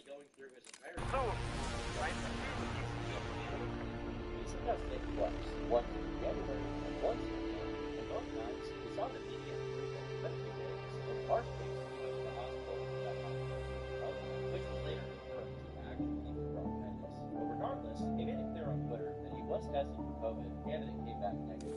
He does indeed mention that he could use an inhaler for his bronchitis, although he begins to try to protect his normal self and strengthen releasing another minor in both instances of Jason being sick during the year of 2020, it actually affected his ability to stream, which makes sense. What doesn't make sense is that although he beat his bronchitis in early April and made an update to the game in May, explaining that it lost about 2.5 months of work up until that point, there's no update for June, despite him streaming 13 days in June of 2020. If anything, while you recover from a respiratory issue, it should be easier to program than to stream, yet he seems to only be capable of the latter. Then, all of a sudden, in July, he changes his story and claims it was COVID all along, with no mention of a new diagnosis or having gotten sick again. So it's clear he's talking about the illness he suffered from March to April that year. Fast forward to November 2020, and he completely retcons his original story, bringing us to a new timeline. He has been recovering for 8 months. Fast forward to 2021, and we get to the previously mentioned claims of having lost not 8, but 9 months of production to COVID. Keep in mind, he was streaming for 10 hours a day for the crushing majority of 2020, with no problem. Yet he couldn't work on the game. In a clever little boundary push, 9 months eventually turned into nearly a year. But after this latest development, Jason backs away from the COVID claims for the majority of 2022. Then, in June 2023, he goes on Twitter to announce that he has COVID, but this time, it only takes him 20 days to recover from the cold. That's a hell of a thing. It's the second time I've gotten COVID. First time I've gotten this one. I need to find the artifact. It's the only way to end this. You stop the ether reactors from boiling us in our skins. Find my office. I will be in contact. Fine. I suppose Sam's betrayal is fresher than yours. Darling, you were way over your pay grade.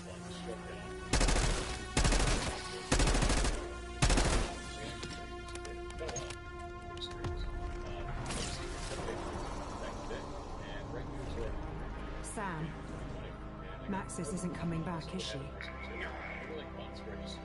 I wish I'd leveled with you sooner, Elizabeth. The Forsaken wore her down until there was nothing left. Deep down, I always knew. How dare you give me false hope? It is the last thing she would have wanted. I know this better than anyone.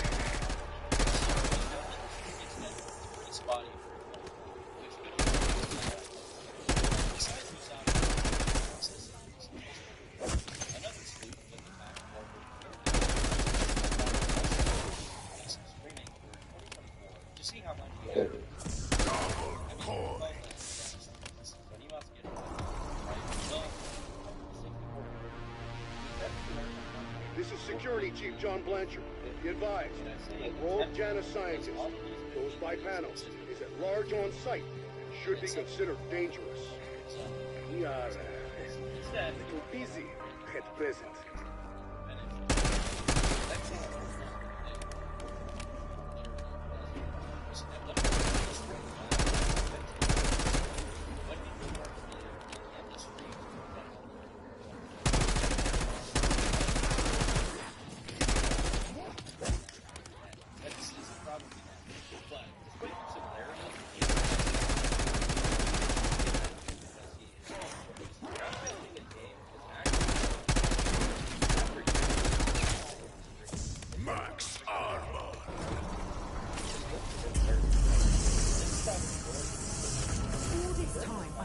to the hope I could bring back Maxis.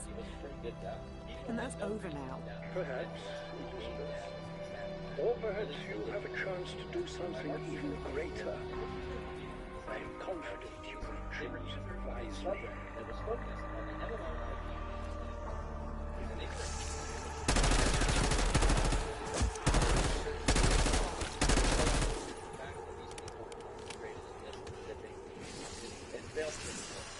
What people did start picking up on, it sounded obvious. Sending a Semtex! This was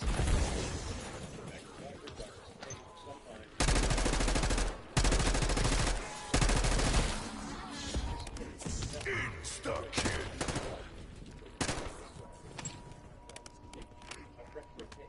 I'm gonna have to feel even if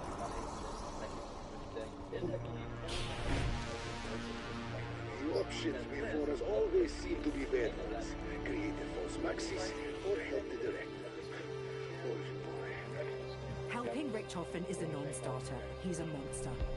But expunging a terrible mistake from Maxis' record, maybe I owe him.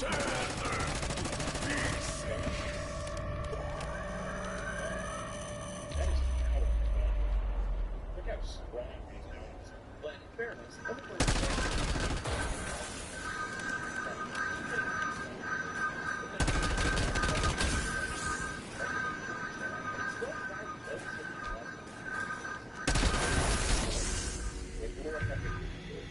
the door of the microwave flew open. The door of the microwave flew open to force the egg to go. And the way that it sounds like it's making suggests that he says something. Max ammo. Well, this has always been a topic of discussion, not just for Jason's detractors, but also his fans. This rogue scientist the security chief warned us about, Panos, if he's against the director, how bad can he be? I had the same thought. If I have learned one thing, the enemy of my enemy is not always my friend. Because he still has this absent mid-range is not nearly like anything. Additionally, there's a few places of him where it sounds like whatever he has is struggling to talk. I've got ammo and 6 years of pent-up rage. Who else wants some?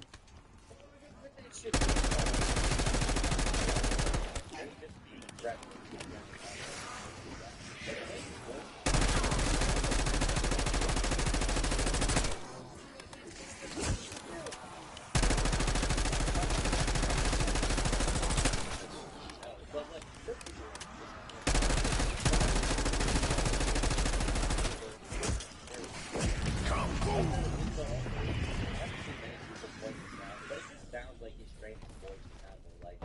One of the few times I did see someone remark about this was on Reddit, where someone said that he went from Peter Griffin to... If you should find our personal effects from before we were incarcerated,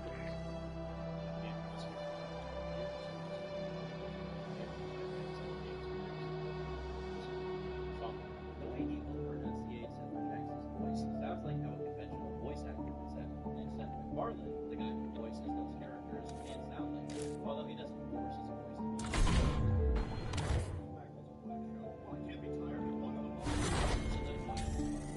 The basic self-training voice acting is incredibly common in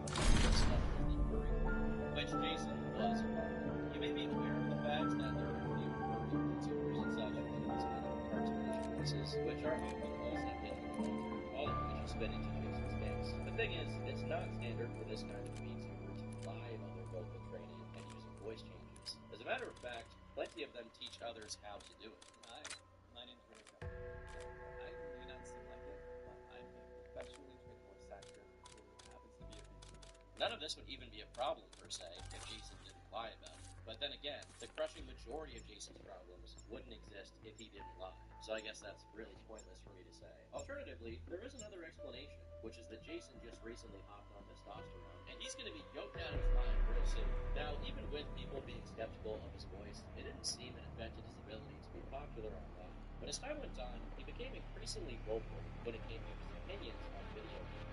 Actually, allow me to correct myself. His expert opinion on video games. stop the ether reactors from going into meltdown. He was need to convince Sam to relinquish the Sentinel. Sure, whatever. You two psychos enjoy your pissing contest. Helpless and hideous. Such a shame.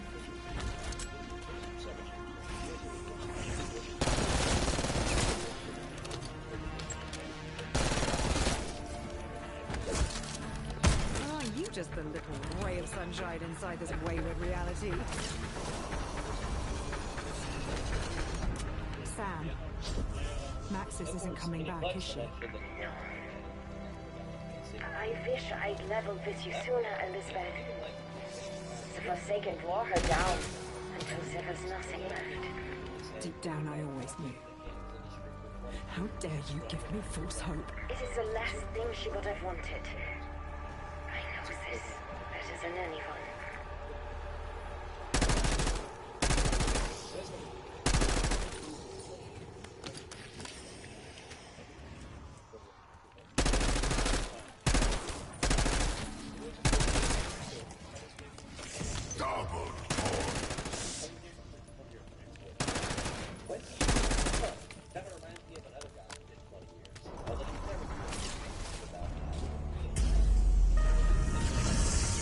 Blanchard to any surviving personnel. Consider Pericles Panos hostile if you encounter him. No doubt he'll find Sam and they'll become fast friends.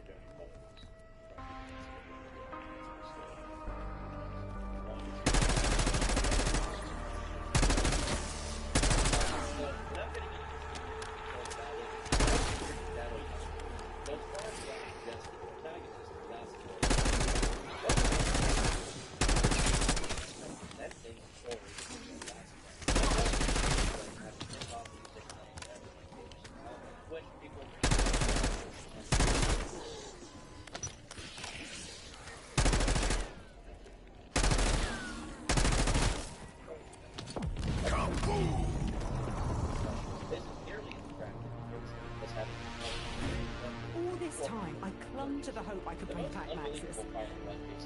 And that's over now. Perhaps. Or perhaps you have a chance to do something even greater. I'm confident you will choose wisely.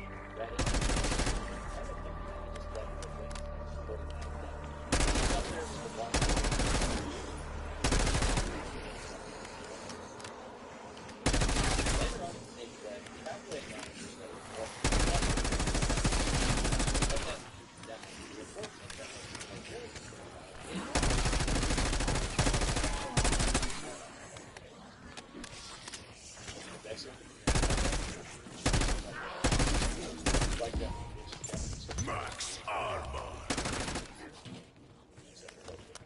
It's like he's physically capable of considering there may be something beneath his surface level. The options before us always seem to be bad ones. Create a false Maxis or help the director. Helping Richtofen is a non-starter. He's a monster. By expunging a terrible mistake from Maxis' record, maybe I owe her that. Again, this drama goes a lot.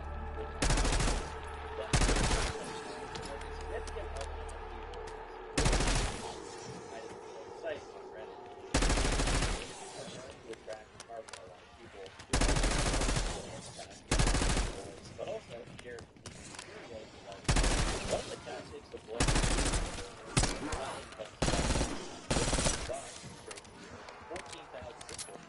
which shows how vulnerable this was. Especially the bit where you went from on to off. Was specifically targeting boy instead, the article claims AI was targeting a weird Discord, not specifying which or why. After this, I'll be ready for space. This rogue scientist the security chief warned us about, Panos, if he's against the director, how bad can he be? I had the same thought. But if I have learned one thing, the enemy of my enemy is not always my friend. Tear them to pieces. As if this was a clear cut list. And that was reality. Discord.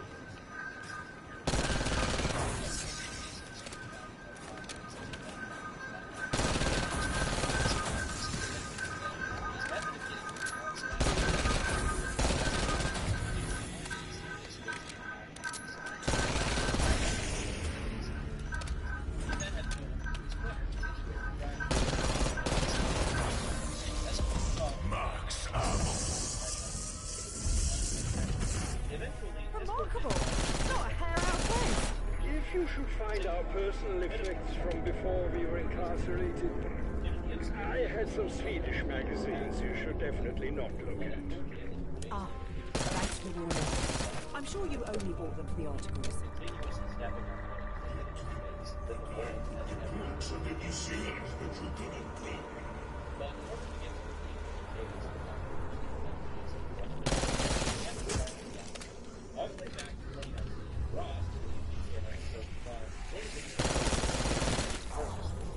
Trying Semtex!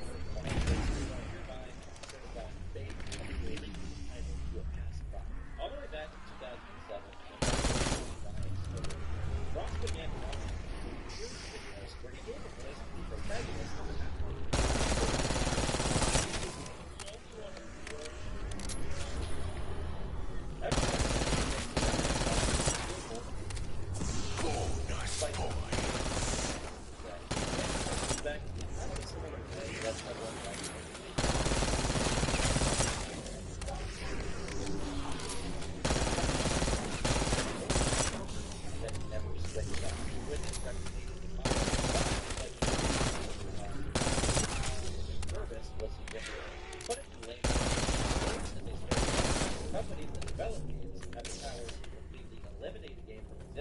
and prevent anyone from keeping it.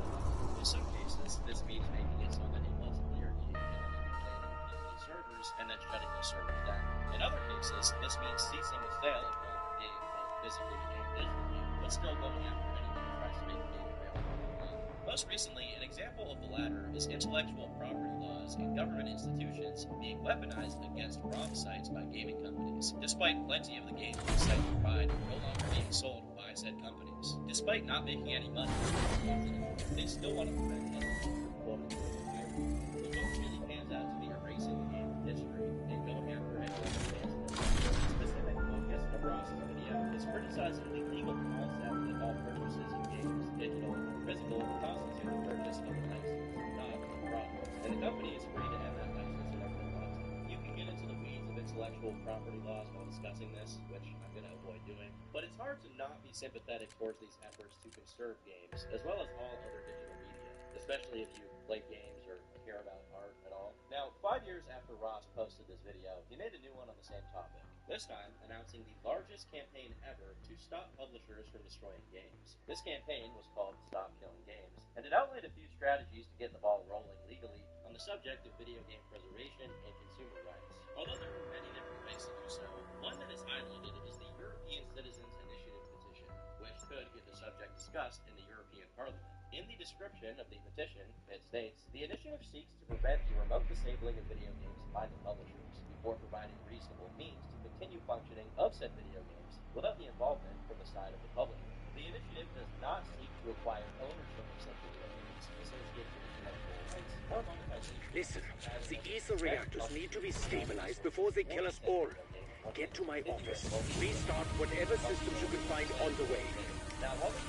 This is what Maxis would have wanted. Fire sale. Semtex armed! This will not good in early August. Voice this pleasure. First, during 10-hour stream. This'll keep me in fighting form. Excellent choice, Fox. Stop killing games is basically working. I'm starting to enjoy the anticipation. Not a good psychological indicator. Sergei, you deserve to know. Nexus was obliterated in the Dark Ether. There was never any chance of saving her. She was a warrior. So she understood the risks. You No, that's not her. I feel what she felt. She treasured you. And so do I.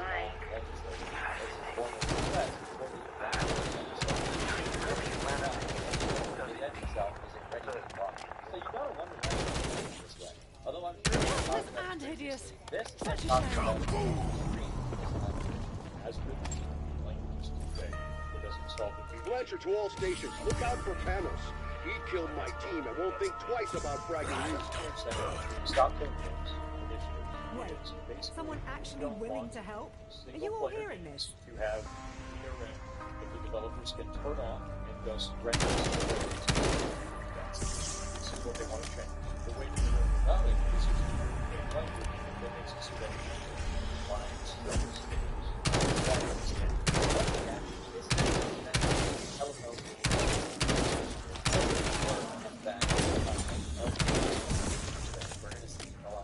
unlike what Jason said, digital rights management DRM single player game doesn't need to be removed before you interact with all the companies who own the games.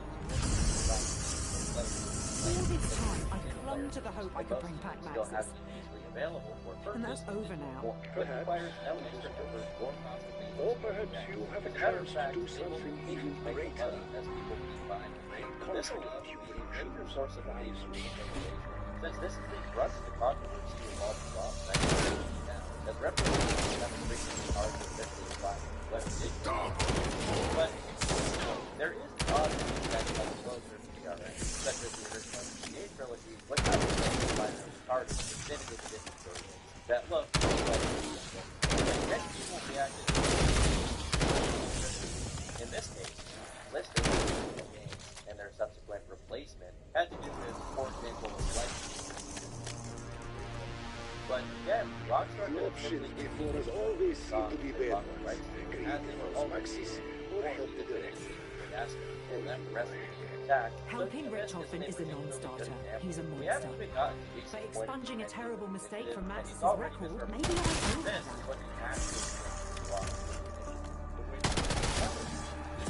Max Armor.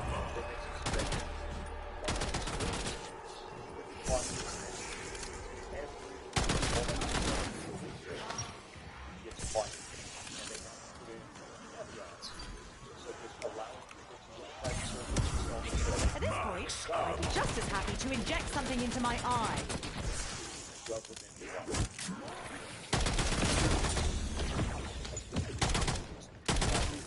I really like how he answers his own critique private servers thing, but then calls I wonder if this is truly random. It could be rigged, you know. allowing users to run private servers has been done since the 90s. Let alone companies have the kind of resources to run company-owned servers in the first place. To act as if this is some kind of unbearable logistics overhead. This rogue scientist the security chief warned us about, Panos, if he's against the director, how bad can he be? What is he trying to say? That this is initiative But if I have learned one thing, I can't think the of anything enemy else of that my could have meant with enemy that, is but that not is absolutely always my insane friend. coming out of nowhere. I'm this initiative are publicly audited. The representative of the initiative is Daniel You're a citizen who isn't involved in that's everybody's wrong. Immediately after cobbling together this monstrosity of a point, Jason tries to make that possible by going to the SKG page, which, by the way, is not the exact same thing. If you should find our personal effects from before we were incarcerated, I had some Swedish magazines you should definitely not look at. Ah, thanks for the warning. I'm sure you only bought them for the articles.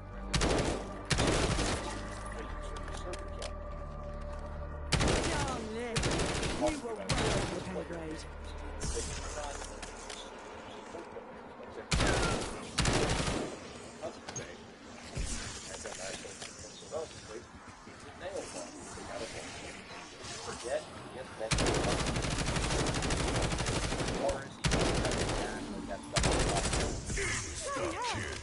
That's a lot of mercy killings. It would still be better to completely reset all players' progress by having them migrate to a player-run private server than to not that that would be necessary, but even in the worst-case scenario, a private server is better than nothing. It seems that You must be in turmoil about who to help should we regain control of the Sentinel artifact. Honestly, I'm leaning towards helping Richtofen. Correction, helping his poor wife and child, and then finding her a good divorce lawyer.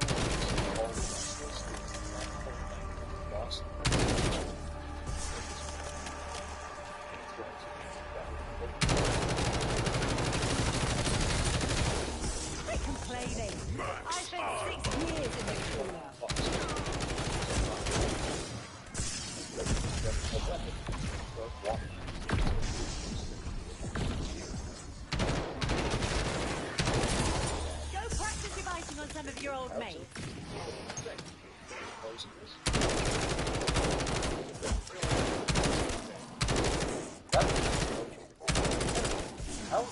Nintendo abusing DMCA to take down licenses for their games and movies, or Nintendo taking down fan games on the basis of IP law.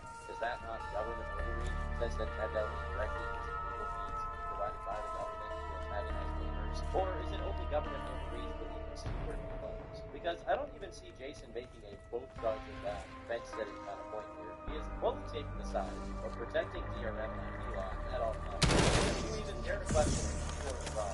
If not for the government enforcing this policy, big time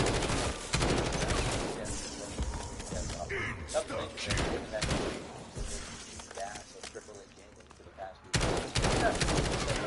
But of course, considering any of those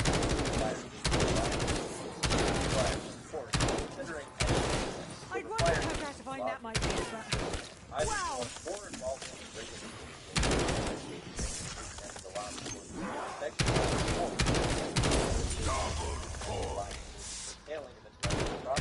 they give the company a disproportionate power over their games.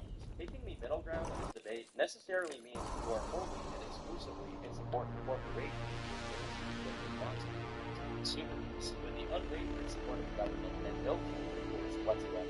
This is Jason's position.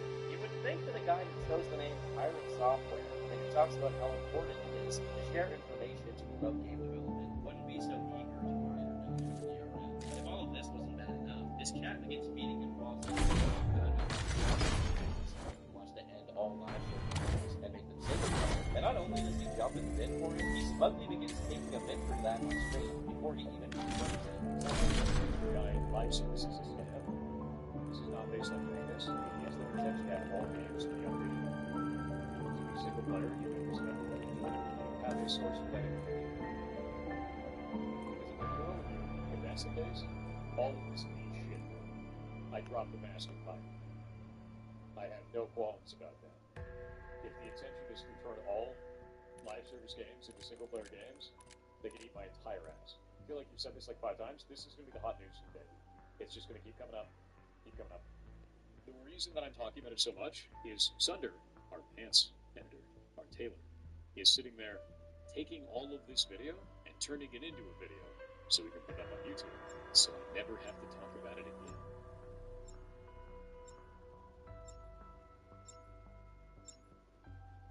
So today I'm surprising them with the pedicure, but they don't know it yet. Is that the truth?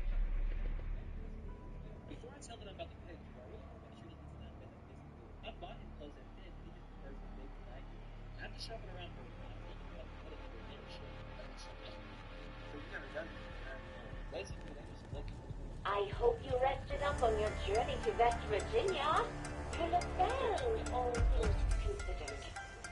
I was expecting this place to be a bit more sciencey.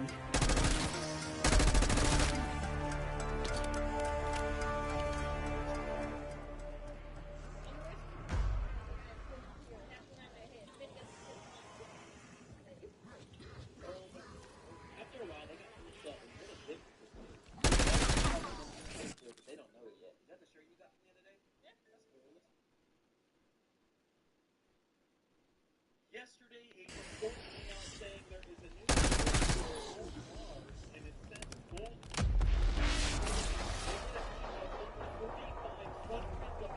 I bet you believe the main resident. Try not to get killed before we meet.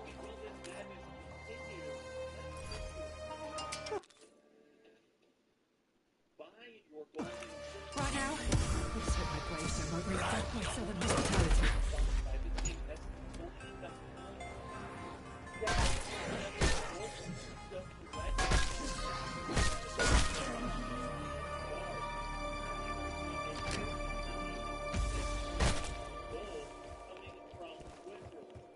I'm being patient.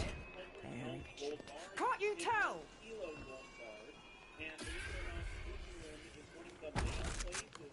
I just knew this was going to work out.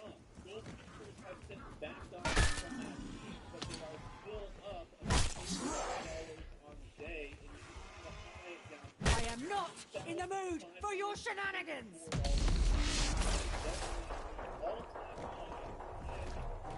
After all you've endured, all the miles you traveled, I regret there are just a few tiny final tests. If anything should be difficult, Cheating death tops the list.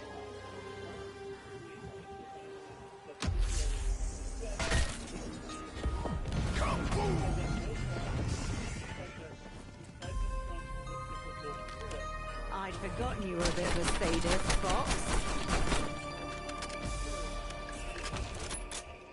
At last, a glimmer of positivity.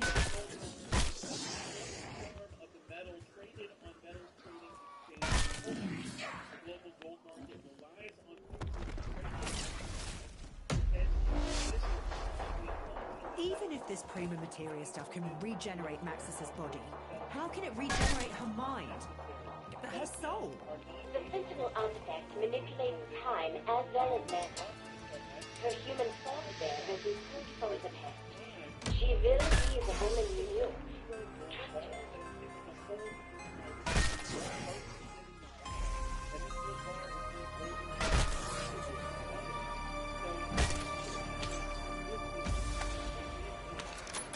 Best thing I ever got in a raffle, secondhand microscope.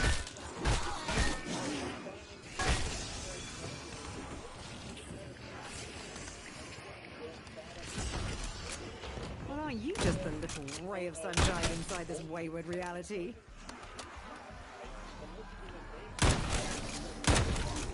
Faster than you can say, Medulla oblongata. Insta-kill. I swear, if a little man on a spring pops out, I'm gonna kick this box to bits. Remind me of my mother. Soft on the outside, but with a spine made of iron. Oh, I'll take that as a compliment. But don't ever call me Mum, or I'll punch you in the goonies.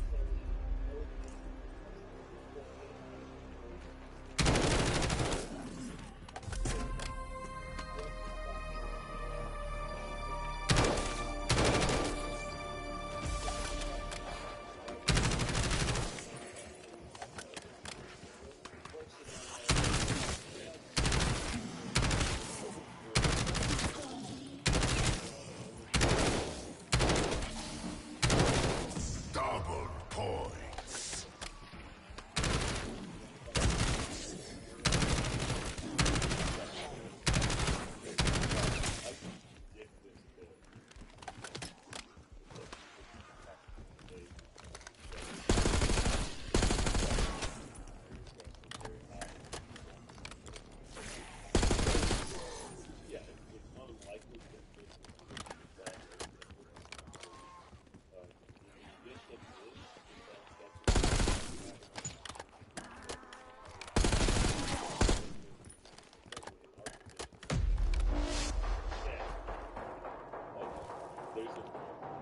Now that we're so close to bringing back Maxis, I'm having second thoughts.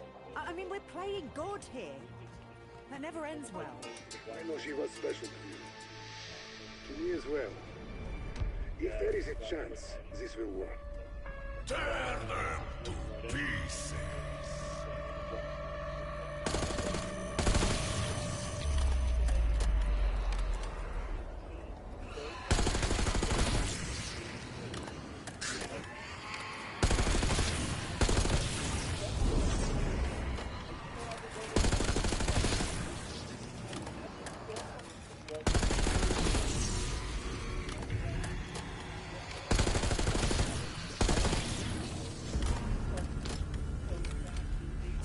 Max ammo.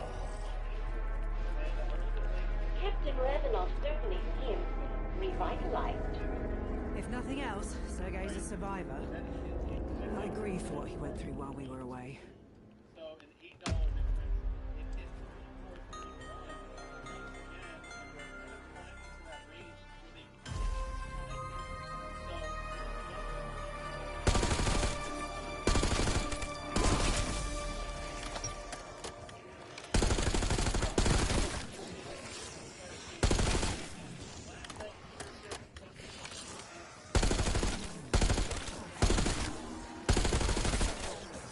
Go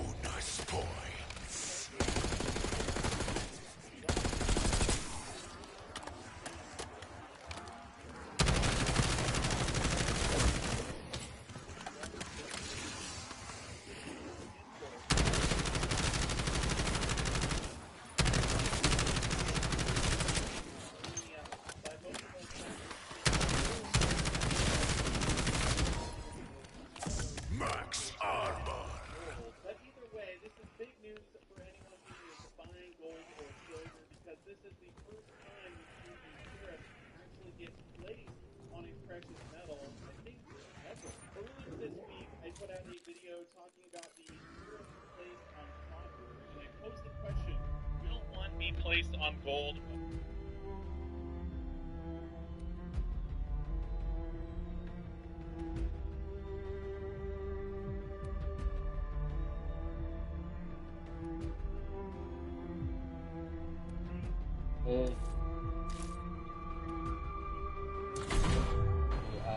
Trump put tariffs on gold.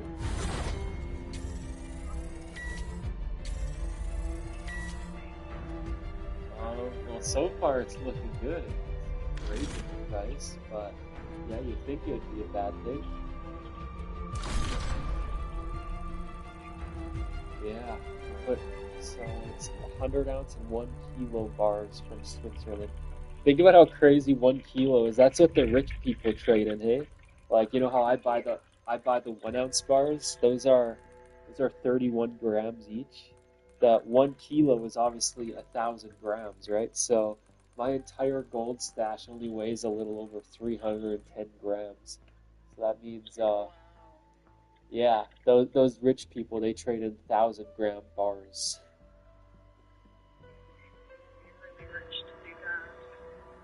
Yeah. I want a 1,000-gram bar. I want a 1 kilo bar.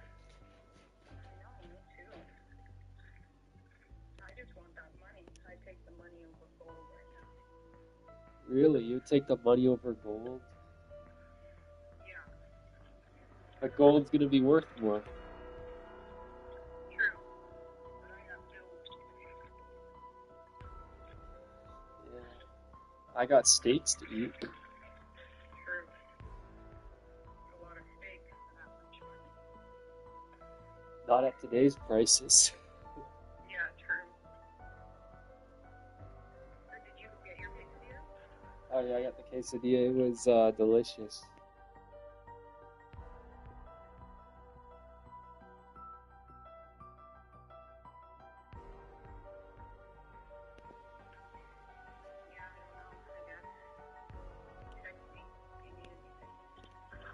Alright.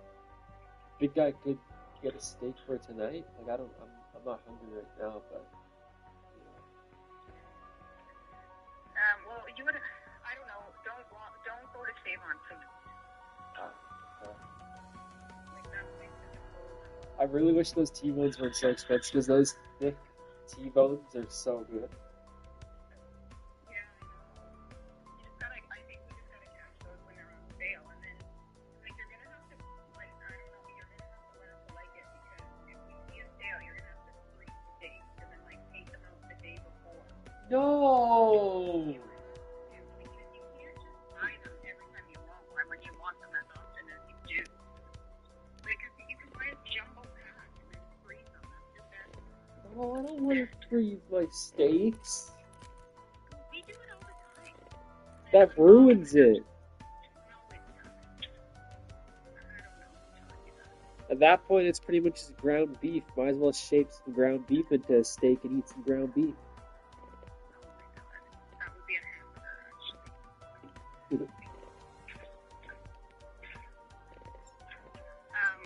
don't know. Yeah, let me look. I'll text you in a bit, okay?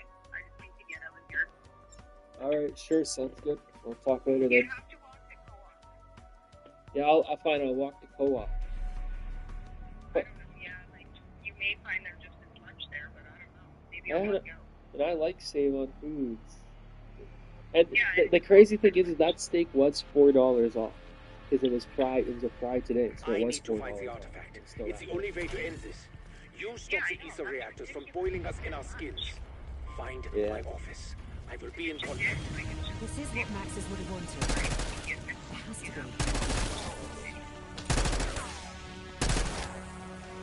You think it's the worst in the city? Why is that? Probably because the rent is so much in that Save on Foods, hey? Sam. Well, that's what I mean, because the rent is so high downtown, they gotta raise their prices. I wish I'd leveled with you sooner, Elizabeth. The Forsaken wore her down until there was nothing left. Deep down, I know it's you. How dare you give me false hope? It is the last thing she would have wanted. I know this better than anyone. I just want to stay. Consider that your final warning. Like, if it's $30, then you'll... In your room, in the drawer under your fridge. That ain't that bad. You realize stakes in like 5 years would be Security Chief Blanchard, to any $100. surviving personnel, consider Pericles Panos hostile if you encounter him. Wait, someone actually willing to help? Are you all hearing this? Yeah. Okay, well, yeah, I'll text you shortly. Double points. Get that.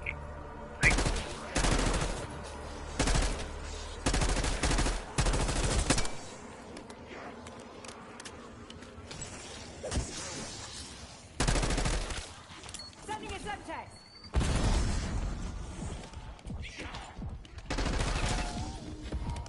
Insta-kill.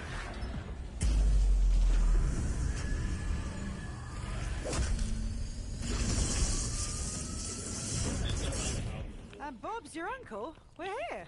Paradise for Michael. Do you know about the goldfish basement? That's where all the goldfish are coming from. Now, if you've been following this channel for a while, you know all about this. But I realized All this time, I clung to the hope I could bring back Maxis. And that's over now. Perhaps, Elizabeth. Or perhaps you have a chance to do something even greater. I am confident you will choose wisely.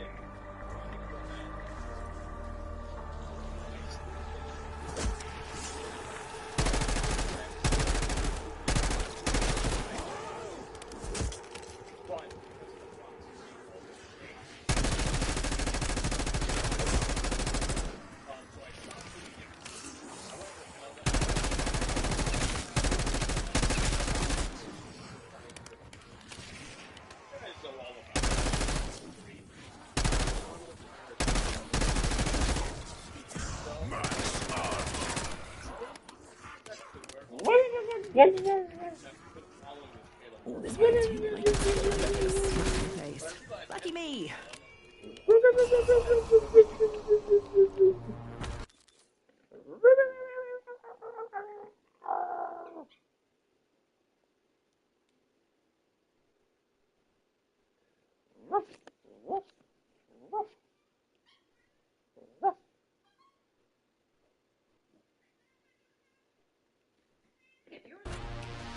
This'll keep me in fighting form. Excellent choice, Fox. Seem to be bad ones. Create a false Maxis or help the direct. Oh boy. Helping Richtofen is a non-starter. He's a monster. But expunging a terrible mistake from Maxis' record, maybe I owe her that.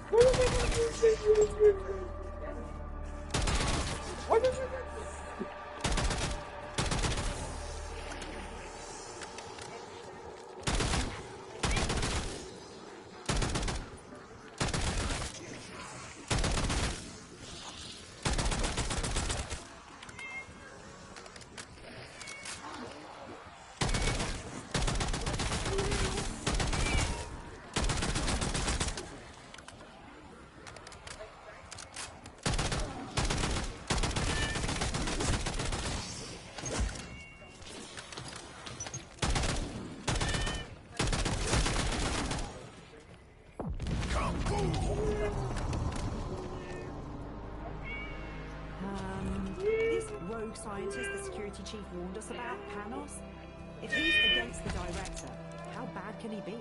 I had the same thought.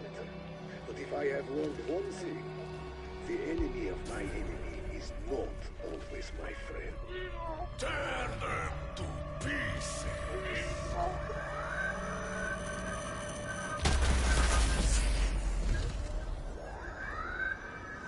A lady should always be proper, and I just proper stomped you.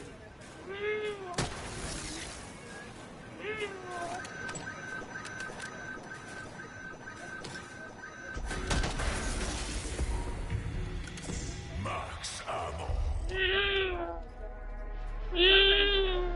If you should find find our personal effects from before we were incarcerated? I had some Swedish magazines you should definitely not look at.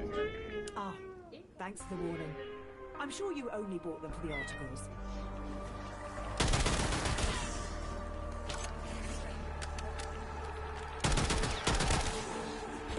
Bonus points.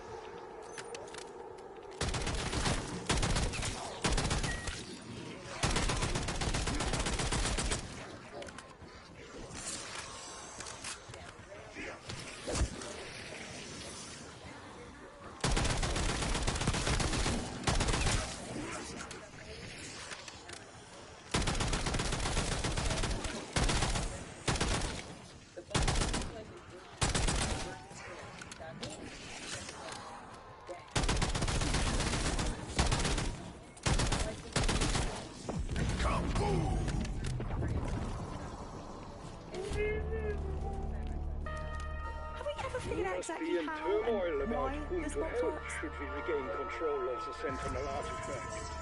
Honestly, I'm leaning towards helping Richtofen. Correction, helping his poor wife and child, and then finding her a good divorce lawyer.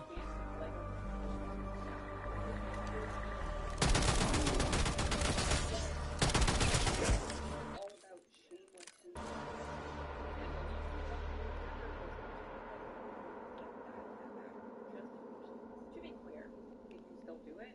They just yeah, I mean McDonald's got the hell suit out of them for pandering to kids stuff. That's also why you don't see Ronald anywhere anymore, which really sucks. Great money for kids.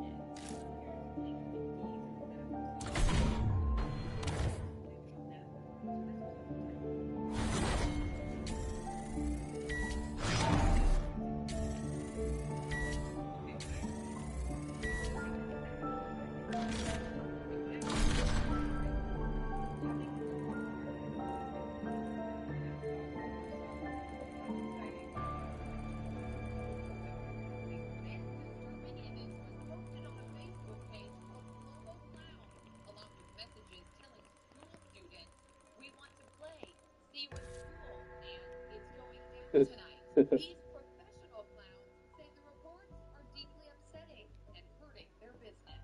It does make the job.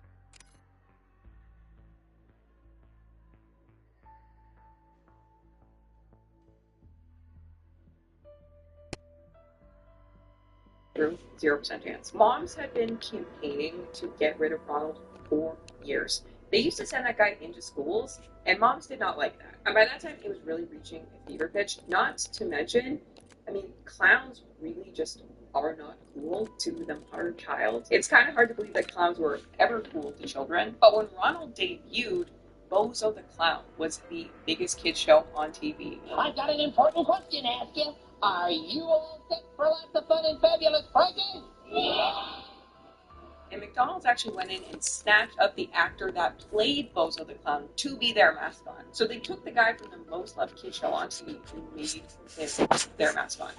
Truly evil genius shit. And Yeah! and cowboys with restaurants for the other kids.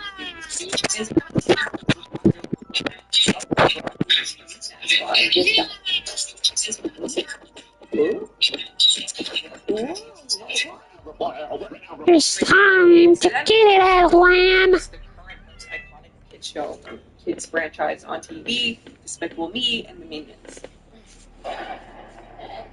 So you see, McDonald's is typically playing on another level.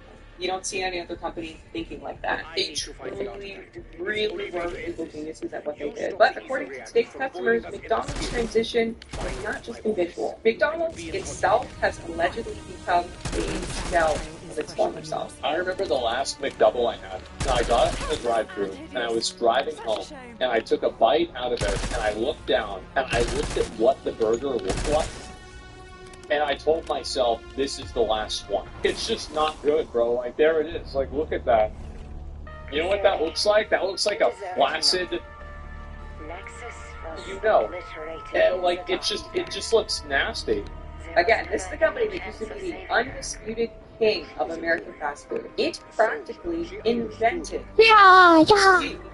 there's a really, really good book on this called McDonald's Behind the Big Marches. You cannot read that book without being like, oh shit, McDonald's really was iconic. And McDonald's really used to represent three things: fast food, cheap food, and consistent food. But over the last few years, McDonald's has made a bunch of changes that have made it so that they seem to not be delivering on these three core things. Customers complain that McDonald's is fast. It's not consistent. And it is definitely cheap. The biggest gripe by far. McDonald's has really ranked the prices in the last year to the point that people are like pitchforking. In 2024, McDonald's went viral when someone shared a picture of an $18 Big Mac meal for sale. McDonald's $18 Big Mac has customers fired up, not loving it. Customers slam McDonald's location for selling $18 Big Macs, saying the prices are nuts. Yes, the McDonald's location charges $18 for Big Mac, but the chain says that was the exception. Is the $18 Big Mac combo what finally broke America? I came across so much vintage footage of McDonald's while writing this, and it's almost hard to believe. Contrast it with the price of steak. Look at that. So yeah, it was not a small price change. The thing is, fast food is supposed to be cheap. That's literally part of it. Everybody knows it's been slopped together by a bunch of teenagers in the back. That's part of why it's cheap. And fast food is at the point where it's no longer a daily normal thing for a lot of people. And it feels like McDonald's is leading the pack when it comes to overinflated prices. Which is obviously deranged because it's like, are you guys forgetting what your whole business model is? You're literally supposed to be like the temple of fast and cheap. But yeah, it's gotten to the point where people feel truly taken advantage of and they are over it. McDonald's is dead to me now. McDonald's sucks now. Does anyone suspect that McDonald's is dying? It's like they're trying to drive away their customers. McDonald's own subreddit is full of hate and complaints. And yeah, it's been messing with McDonald's sales. McDonald's has recorded a rare decline in global sales. Industry experts citing a change in consumer buying habits and the rise of new competitors. The fast food giant has been described by some Australians as being too expensive for what it's worth. They need to find ways to get customers back in the door. So yeah, I mean, I feel like it's safe to say that present-day McDonald's feels a lot like it looks. Cold, soulless, forgettable, and poorly thought out. But the interesting part is how McDonald's has responded to this. Well, the main thing that they've been doing the last few years to stop themselves from hemorrhaging customers is trying to lure you back in with the nostalgia of old McDonald's. Yeah, they've been keeping prices high, keeping quality low, clearly cutting corners, but then daring to lure you back in with the nostalgia of old McDonald's. You might remember they did that whole adult Happy Meal thing a few years ago. That was a nostalgia play. Grimace Shake, nostalgia play. They brought back some old McNugget dipping sauces from the 80s, 90s, and 2000s and literally said, dip into 3 flavors of McDonald's nostalgia. Nostalgia is a powerful emotional force. That's why brands love getting you as a little kid. Then they get to hit you with nostalgia your entire life. And the most recent entry into this nostalgia saga for McDonald's is the re-release of the Snack Wrap. It's back. You know what I'm talking about. Yeah, you thought I forgot. You started being easy on me. My snack wraps. The snack wraps are back at McDonald's after 9 years. McDonald's bring back the old snack wraps. I'm loving it. Ba-da-ba-ba-ba. Let's get to business. Okay, part of the reason I wanted to talk about this is because look how they originally announced the launch of the Snack Wrap last year. McDonald's USA president talks about contained E. coli outbreak, comma, return of snack wraps. So the outbreak has been contained. That's been announced. What happened is, we had onions served on quarter pounders in about 900 restaurants that were the potential source of E. coli. I want to apologize to all of our customers out there who were harmed by this incident. They're also bringing back another popular menu item. Reveal the secret. The Snack Wrap will be back in 2025. So yeah, last year McDonald's actually gave a bunch of people E. coli, and one person actually did die. So McDonald's has the president go on TV and be like, yeah, sorry about the E. coli, but in other news, the Snack Wraps are back. And the top comment on this video, okay? Someone died. Second comment, the Snack Wrap is back, baby. So yeah, I guess that little stunt worked. People were so excited about the Snack Wrap launch that they forgot to be annoyed at McDonald's literally killed someone. But back to the snack wrap. If you don't know what a snack wrap is, it's a tortilla with breaded or grilled chicken, a sauce, and lettuce and cheese. The McDonald's snack wrap launched in 2006, but then was retired in 2016. Now, according to Wikipedia, this was due to disappointing sales, but despite this, I guess McDonald's snack wrap was like a cult classic item. Has a cult following. I get so many emails into my inbox about this product. It will be back in 2025. Following for the snack wrap. It does. It really does. Okay. And people have been seriously begging for it to return since it left. It's just a fan favorite, and people really loved it. I also found a few social media accounts literally dedicated to the return of the snack wrap. Bring back the wrap. We miss you. There is no I'm loving it without a snack wrap. We even have a change.org petition. I don't really get it. I know that I have definitely eaten it at some point in my life, but I really do not remember it being anything special. But apparently a lot of people felt extremely passionately about wanting it to return. So McDonald's in crisis said, okay, we'll give you back the snack wrap, just forget about the E. coli, okay? And after a year to officially launch it back to the world, they debuted it on July 10th, 2025 with this fun video. It's back. You know what I'm talking about. You've been asking for it for years and years. You've been sending me emails, posting on social media. Bring back the snack wrap. Well, it's back. Here it is. The very first snack wrap. And there's a million more where this one came from. Okay, we're finally about to watch a video. I really only wanted to make this video about this video that we're going to watch, but I literally don't know how to make a video simple like that. I just always overcomplicate it, and we ended up here. So, the CEO of McDonald's is about to, mukbang the snack wrap.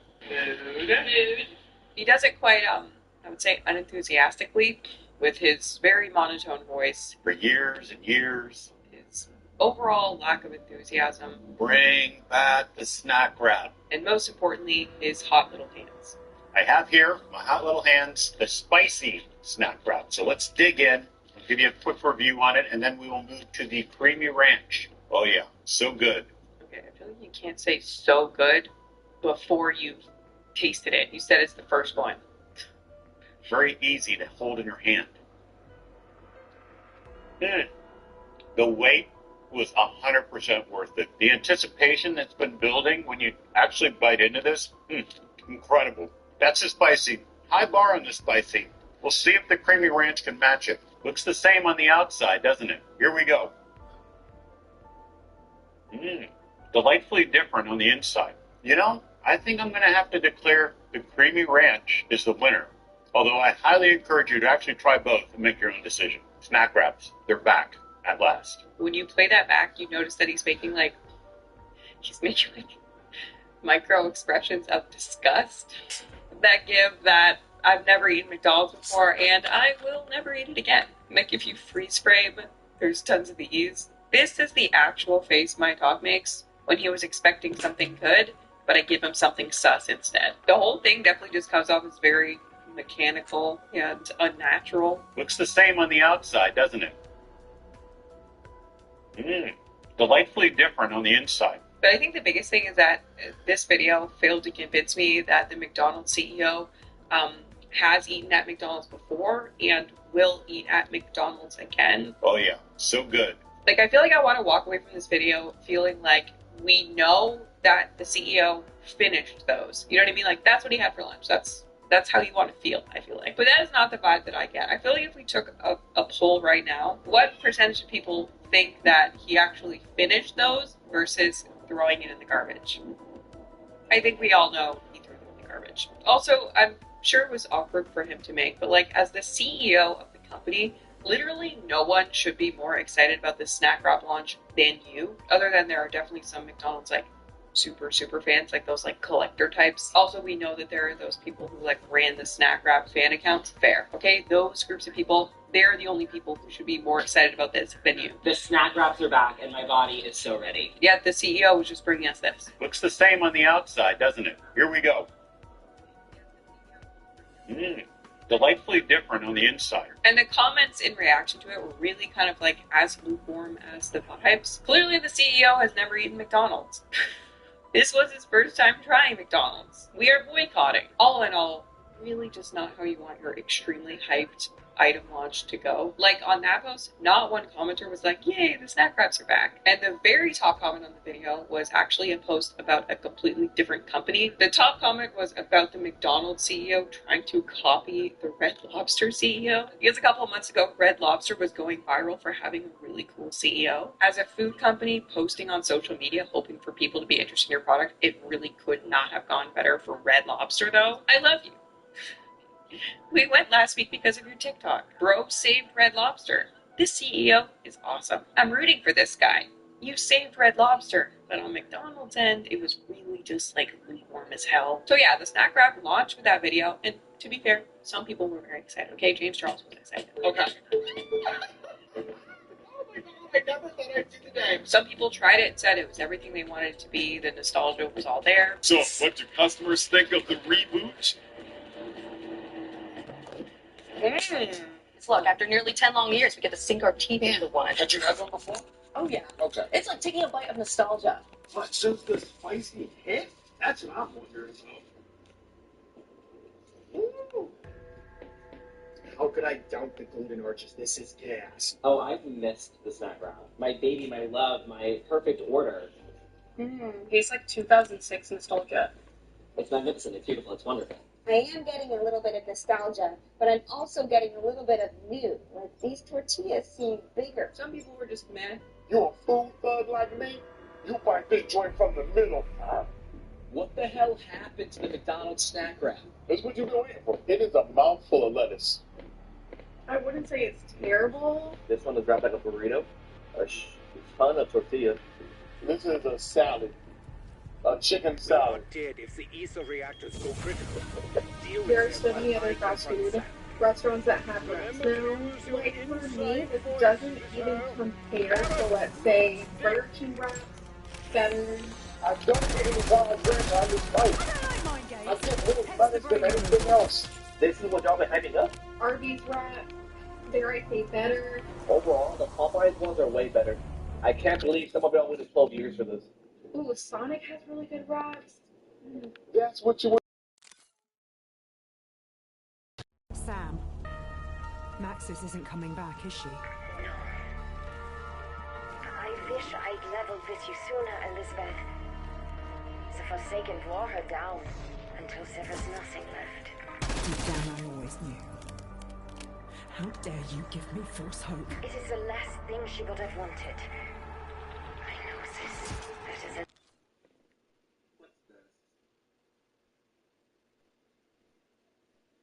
Anyhow.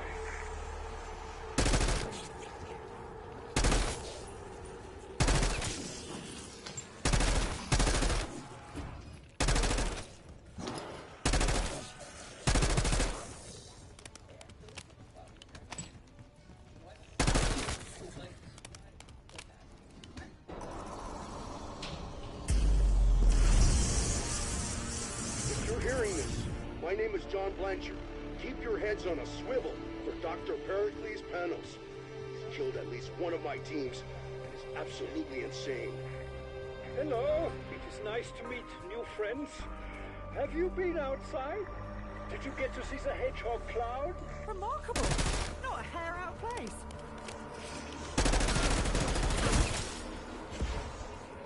Double points. Throwing Semtex.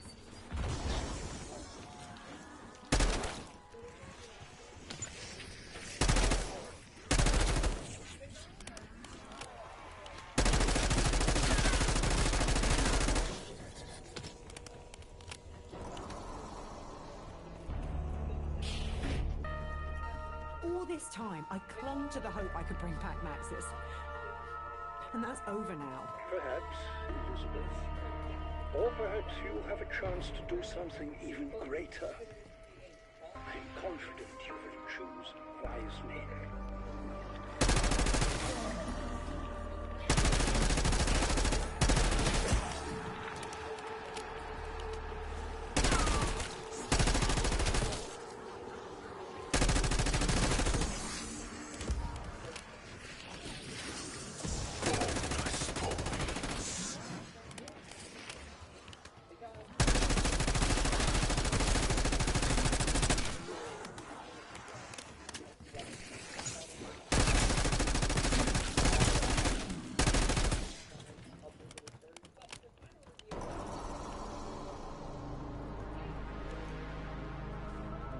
The options before us always seem to be bad ones.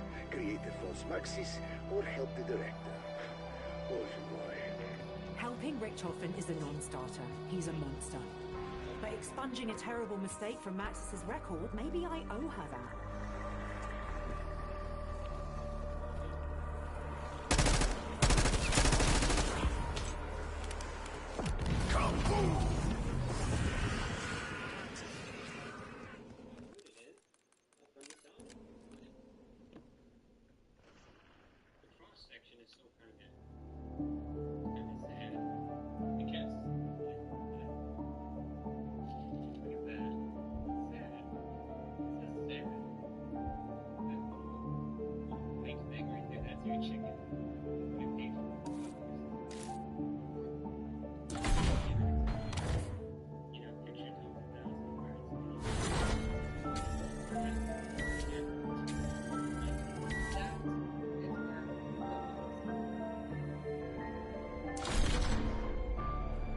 Guys, my controller's all messed up. Look. Look.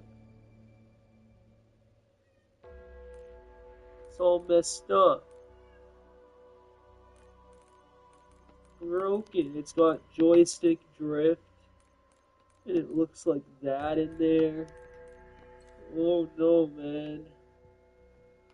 Why did this happen, Aslan? Why?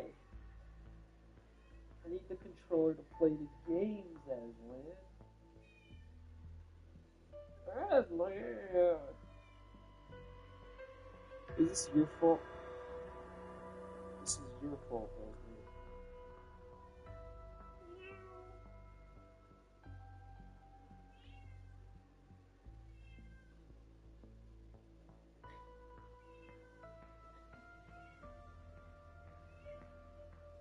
Come here. Come here, Aslan. Come here.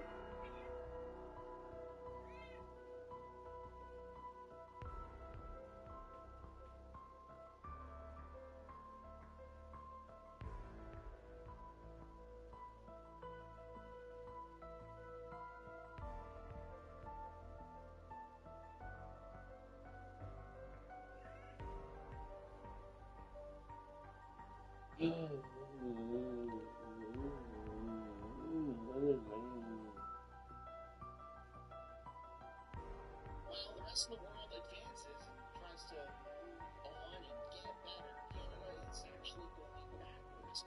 Reportedly, Canada has lost 41,000 jobs not in a year, in a singular month. In a singular month, 41,000 jobs disappeared. Meanwhile, Trump is literally organizing a meeting with Putin and Zelensky.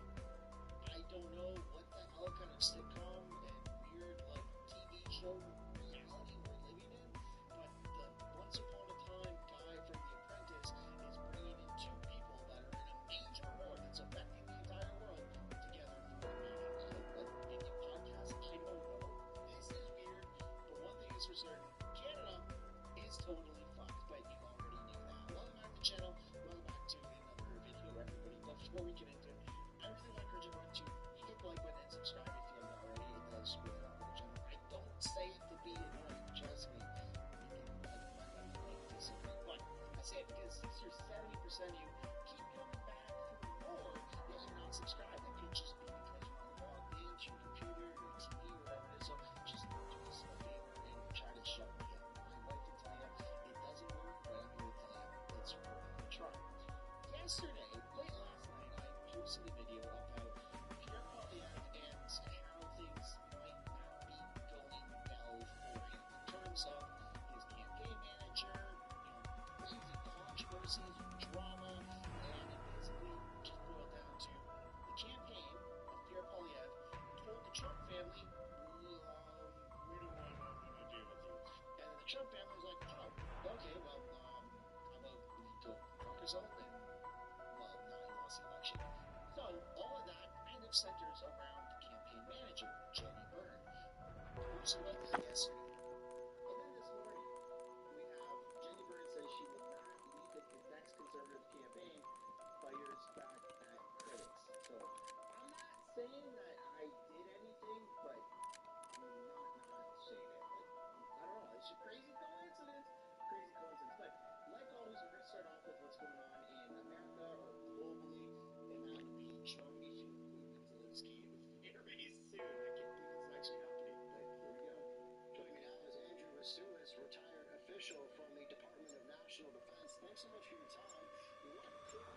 privileged to have face-to-face between Trump and Putin, and how domestic argument could prove to be beneficial.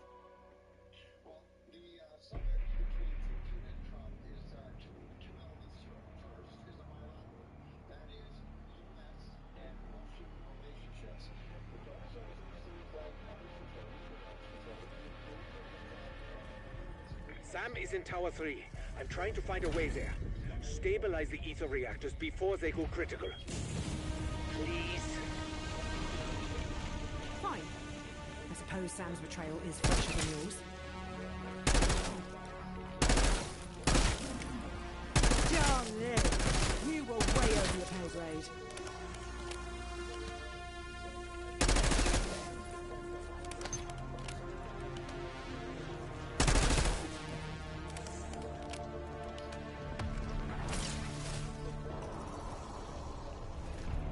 Sam. Maxis isn't coming back, is she? No. I wish I'd leveled with you sooner, Elizabeth. The Forsaken wore her down until there was nothing left. Deep down, I always knew. How dare you give me false hope? It is the last thing she would have wanted. I know this better than anyone.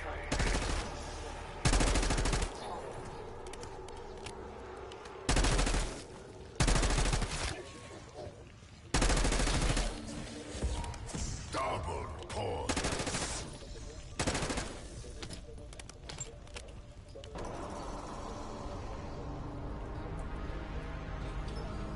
This is John Blanchard. Is anyone near admin?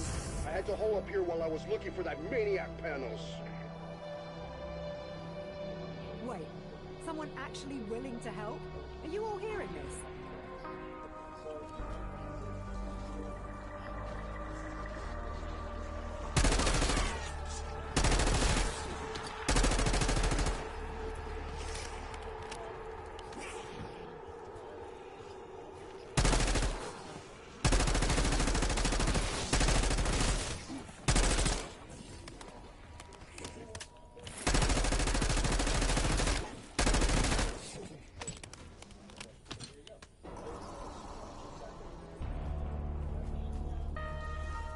All this time, I clung to the hope I could bring back Maxis.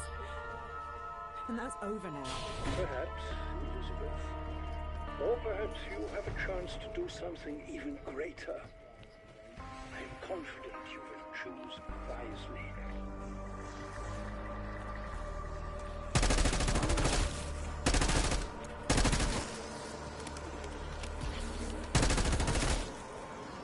Insta-kill.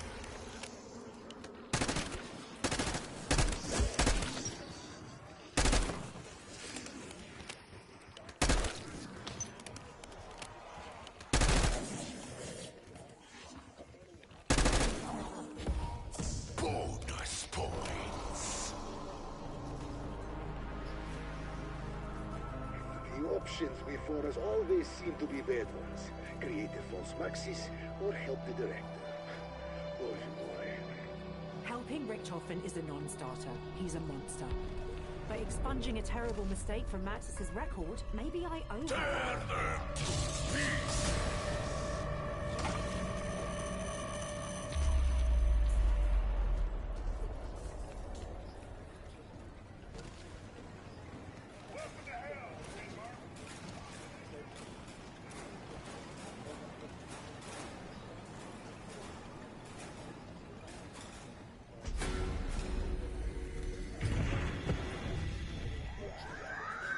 Experienced in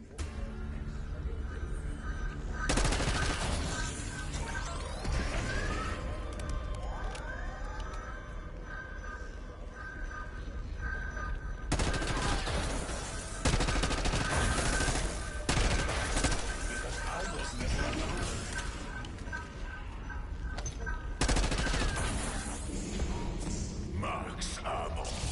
After this, I'll be ready for space. This rogue scientist the security chief warned us about, Panos, if he's against the director, how bad can he be? I had the same thought. But if I have learned one thing, the enemy of my enemy is not always my friend. That's not even the nastiest thing I've seen in the past hour.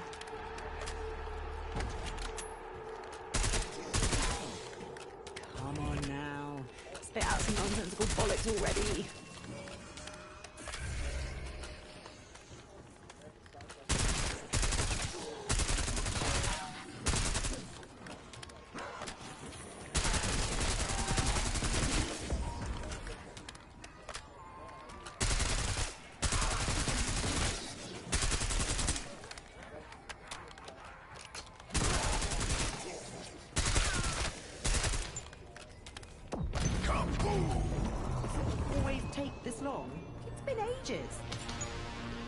If you should find our personal effects from before we were incarcerated, I had some Swedish magazines you should definitely not look at. Ah, thanks for the warning. I'm sure you only bought them for the articles.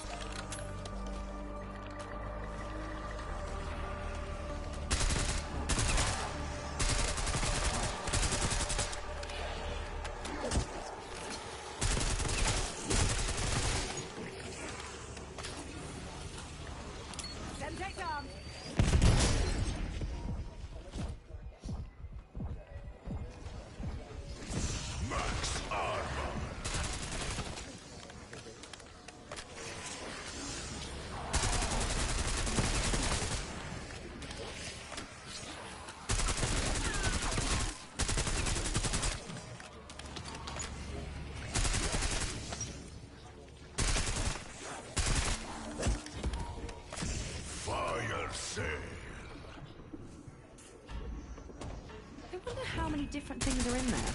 Is it infinite? I just knew this was going to work out.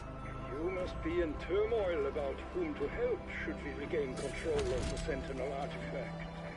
Honestly, I'm leaning towards helping Richtofen. Correction, helping his poor wife and child. And then finding her a good divorce lawyer.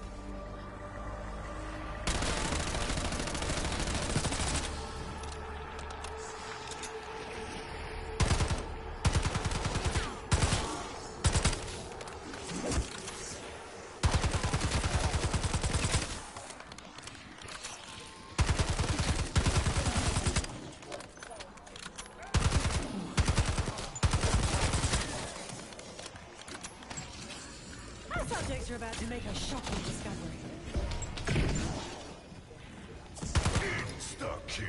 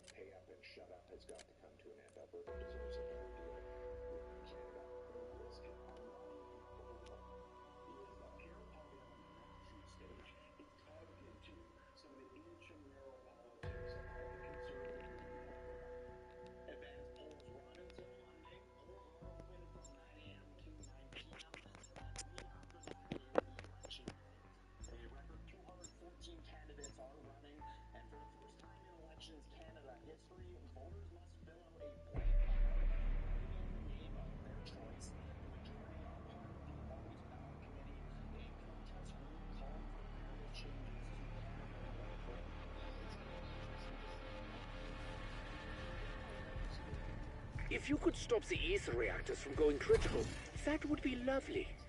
I will find where that semi-conscious bucket of bolts is hiding the artifact. Fine. I suppose Sam's betrayal is fresher than yours. I don't like mind games. Hence the brain removal.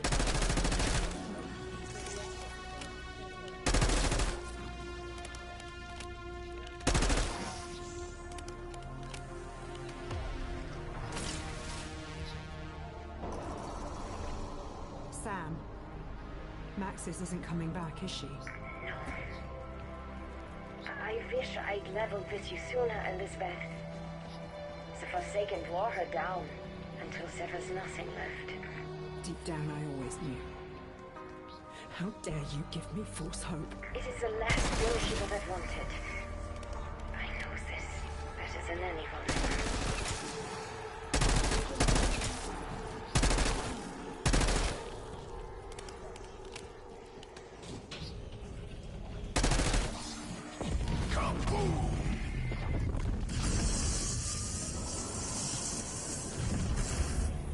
Bob's your uncle? We're here.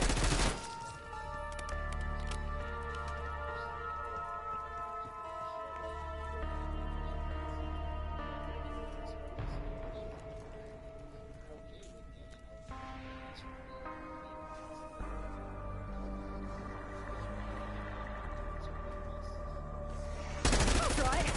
I cut my hair now.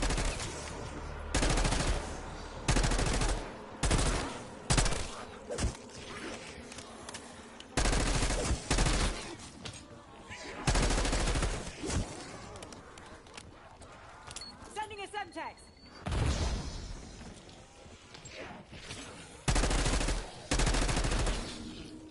Double points. All this time, I clung to the hope I could bring back Maxis. And that's over now. Perhaps, Elizabeth. Or perhaps you have a chance to do something even greater. I'm confident you will choose wisely.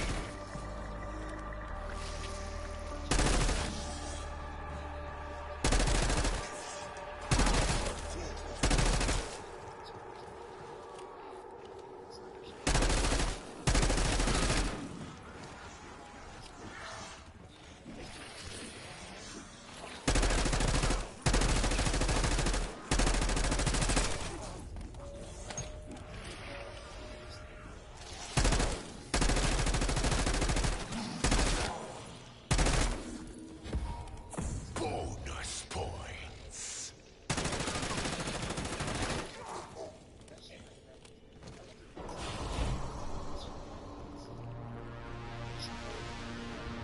The options before us always seem to be bad ones. Create a false Maxis or help the director. Or why? Helping Richtofen is a non-starter. He's a monster. But expunging a terrible mistake from Maxis' record, maybe I owe Are you it. fucking kidding me? Pieces.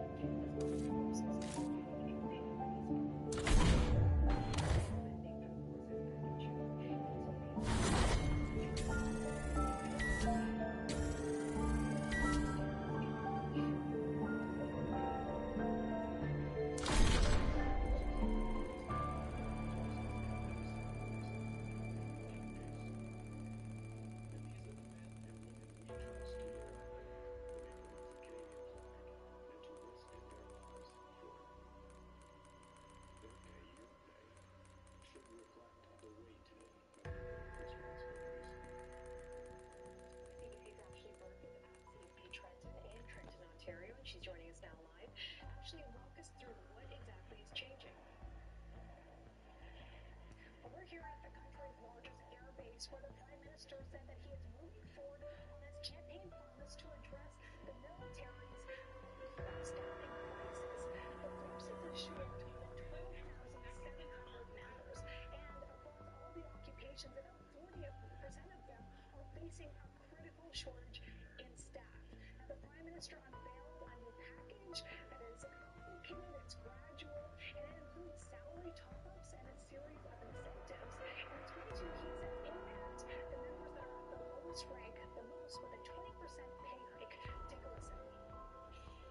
So I would understand that, we're not seeing something, Canada's not seeing something like this. This letting on that happened since the late 1990s, so it's a generational shift, and we're proud of it. Now, the defense minister in June said that there would be a 20% pay hike for limbos, and that got a lot of people's hopes up. They thought that meant that that was across the board for everyone. But the way that this new system is being rolled out is that depending on your rank, the higher the rank you are, the lower the pay raise. So it's either 8%, 13%, or 20%. When I asked the Prime Minister about the decision to go this direction, he defended it, saying that they put in place another number of other incentives as well. So, for example, there are going to be bonuses and more pay if you're someone that's being asked to move around the country away from your family, or if you've been asked to travel a lot and move frequently around the country, or if you're serving in places like the Arctic. As well, there will be increased danger pay if you're serving here in Canada, for example, fighting wildfires. So there are another series of initiatives he said that they are. Was under the impression danger pay already existed. When you go on a deployment, you get additional pay that's just beyond your original salary. And I assumed that was still what took place here domestically, domestic operations and stuff like that. It's really important. Canadian Armed Forces structure is publicly available on their website now. There's no need for me to pull this up. Our pay has been relatively okay. Like, obviously, everybody wishes that they could be making more money, and, a lot of the bullshit that goes on with the military, it's like one group that can unanimously say, fuck, I wish we had more money. And now they're getting more money. More money is going into the salary, which means people are making more money. And more money is going into upgrading equipment, some new fighter jets, hopefully subs for our 3 people that work in the Navy, maybe a couple new chairs for the Air Force. Chair Force, the joke there, have to do it, used to be in the Army, gotta make fun of the scene of the Chair Force. It is what it is. So more money going into our military isn't a bad thing, because our conscription levels are kind of an all-time low right now. It's hard for people to retain themselves in the military because they just don't want to. People aren't feeling patriotic. A lot of the rules have been very weird. Purple hair, ear piercings, nose rings, spacers in your ears. It's just getting a little bit out of hand, turned into a bit of a clown show. So now a lot of that extreme wokeness that Trudeau brought into the country, which bled into all of our different departments, is kind of leaving slowly. That's good. I know some people are going to say, where the hell is he getting the money from? But when it comes to our military, I just have a personal bias because I was in the military. I think that putting more money into our military, increasing the pay, giving them better toys to play with, better things to practice with, better things to actually go and do their jobs with, is a good all-around idea. Of course, I wish it was, my team that was doing it, which would have been the Conservatives, but I'm going to just take it where we can kind of get it, because all around, it's really not that much money though. $2 billion is obviously a huge, sounds like a lot of money, but spread out across the country, that shit just gets eaten up so fast. Aurora is part of this. And how is the military reacting? I'm stoked. We spoke to the Chief of Defense Staff, General Jenny Carino, and she said that she's hoping this will help in some ways, but there are other things they're going to have to do more work on. And one of the areas she said that she hopes this helps with is in areas where they have critical shortages of staff. Take a listen to the areas she described that need help. Many of them are in technical trades that many private industries also require. So signal operator, which is cyber transmission, electronics, maritime technicians are some of the examples where we are offering bonuses to attract people to join. So a new bonus for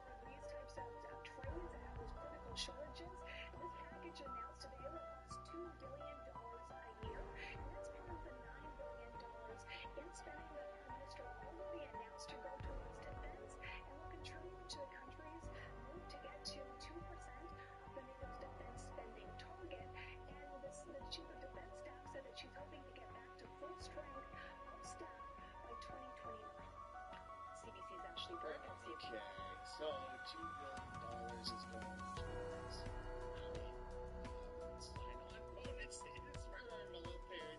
That's a little different. I thought maybe see an increased pay, which sounds like maybe that's going to be included, but that's just how it is for our military enthusiasm really is in this country. People just don't care and want to join the military or join for a short amount of time, see that's not for them, and leave, and there's just less and less incentive. So having all of the nice fun toys, like better labs, better subs, better equipment, all that stuff, that's great, but you need people to be able to operate toys and tools and be able to fill those boots. And if Canada can't maintain a net positive on that, where we have more people joining than people leaving, then obviously things are going up, which is where we are right now. So again, it doesn't like it's a lot of money to really go as a taxpayer's money, but of course, I have my personal bias, maybe fully disagree, maybe like, hey man, but they shouldn't get any more money until they actually do their damn job. And I absolutely respect that opinion and that argument as well. But kind of, sort of. I mean, at some point in the future, hopefully, like fast and stuff, but we certainly need our military to be a little bit more beefy than what it currently is. But here you go. You've got General Jenny Karingian talking about pay increase. But I think our biggest challenge is the knowledge that the Canadian Armed Forces offer a wide variety of Particular trade you're really trying right now. Yes. What are you looking for? Many of them are in the technical trades that many private industries also require. So, signal operator, which is cyber, transmission, electronics, maritime technicians are some of the examples where we are offering bonuses to attract people to join. The thing that is for sure is that there is no room in the Canadian Armed Forces for extremism or hateful conduct. So that is absolutely clear. If anyone is hiding their behavior somehow, it's only a matter of time before we find them out. And frankly, there will be absolutely no compromise in that way. How do we explain this? It's hard to explain the exact why, but what is important to me and to us as a force, and again, creating a culture where people are welcome, especially when we are recruiting from all horizons within Canada. So that's the response to that is important. What the spike in incident for us is important because it means that people are reporting and we can actually do something about it once we know about it. Which people have been kicked out in the past 5 years? There's plenty of these different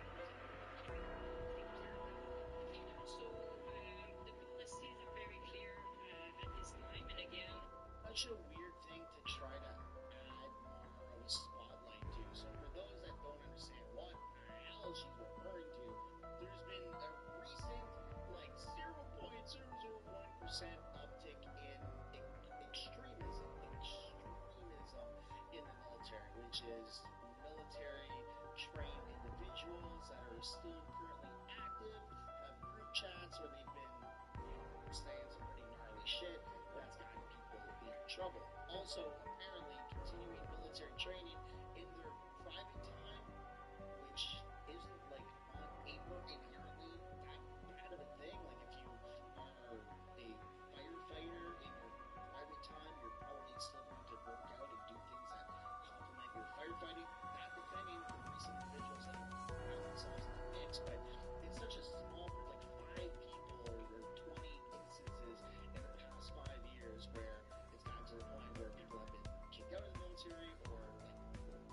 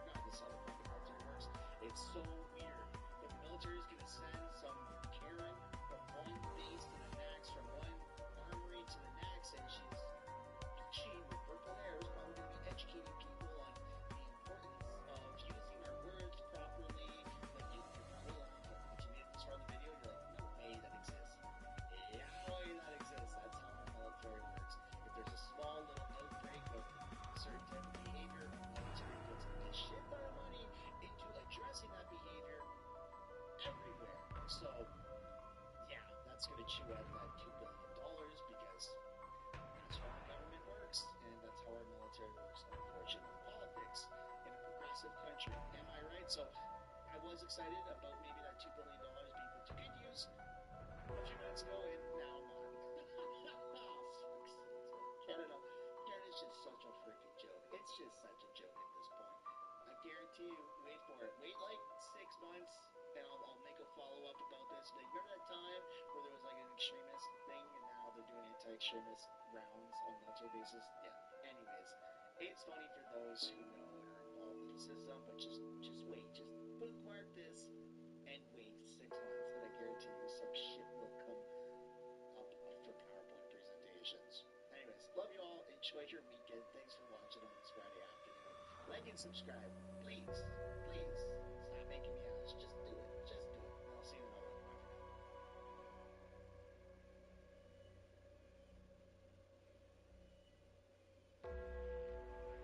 I will get it done in 2028 if necessary. If they continue down this path, then of course they can stop. If they want to stop this game, they can stop right now, and we'll stand down as well. But until then, we're not going to be on the sidelines. That's Democratic Governor of New York, Kathy Hochul, on MSNBC last night, saying she would stand down on a potential push for redistricting in New York if Texas does as well. Let's bring in right now Republican Congressman Mike Lawler of New York. He's a member of the Foreign Affairs and Financial Services Committee. Congressman, thank you so much for being with us. We're going to get to that in a second, but we've been talking about the problems that Republicans have had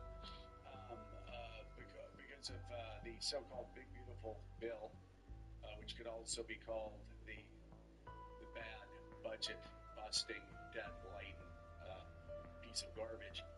Either way, 601F doesn't matter, I suppose. I'm wondering how are the hospitals in your district going to manage with all the cuts to Medicaid that are going to be coming up? Because it's obviously some of them already said it's going to impact them.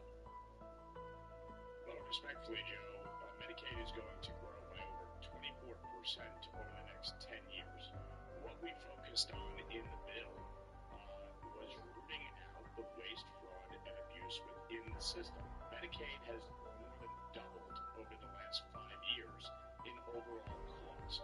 And when you look at a state like New York that spends 83% more on Medicaid than the average of the other 49 states, that's a pretty expansive program. So this whole notion that is being fostered by Democrats like Kathy Hochul, throwing out ridiculous numbers about who's going to lose coverage or the impact on hospitals in New York, the fact is it's wrong. You look at the overall system in New York. New York has had serious challenges because of the mismanagement of its state by people like Kathy Hochul. New York state spending has increased by $100 billion in just one decade. So when you're talking about debt, when you're talking about budget busting, that's exactly what the problem is in New York. It's why New York leads the nation in out-migration. We simply made common sense reforms, making sure that illegal immigrants are not collecting Medicaid benefits in New York. They are spending billions of dollars on illegal immigrants. So very quickly, you could adjust and move those billions of dollars to fortify the hospitals and the healthcare system in New York. Secondarily, work requirements for able-bodied adults without dependent children. That's something that you championed in the 90s, Joe, as part of welfare reform when you were in the House Republican majority. So these are common sense reforms. I have no problem defending it and articulating it. Well, respectfully, Mike, the Congressional Budget Office, which obviously is part of the institution where you serve, says that there's going to be about $900 billion to $1 trillion in Medicaid cuts. If you look at the hospitals in your own district, Montefiore Nyack Hospital is already saying because of that vote, because of these cuts, they're going to have to cut back services, they're going to have to cut staff, they're going to have to cut care. Same thing with Westchester Hospital.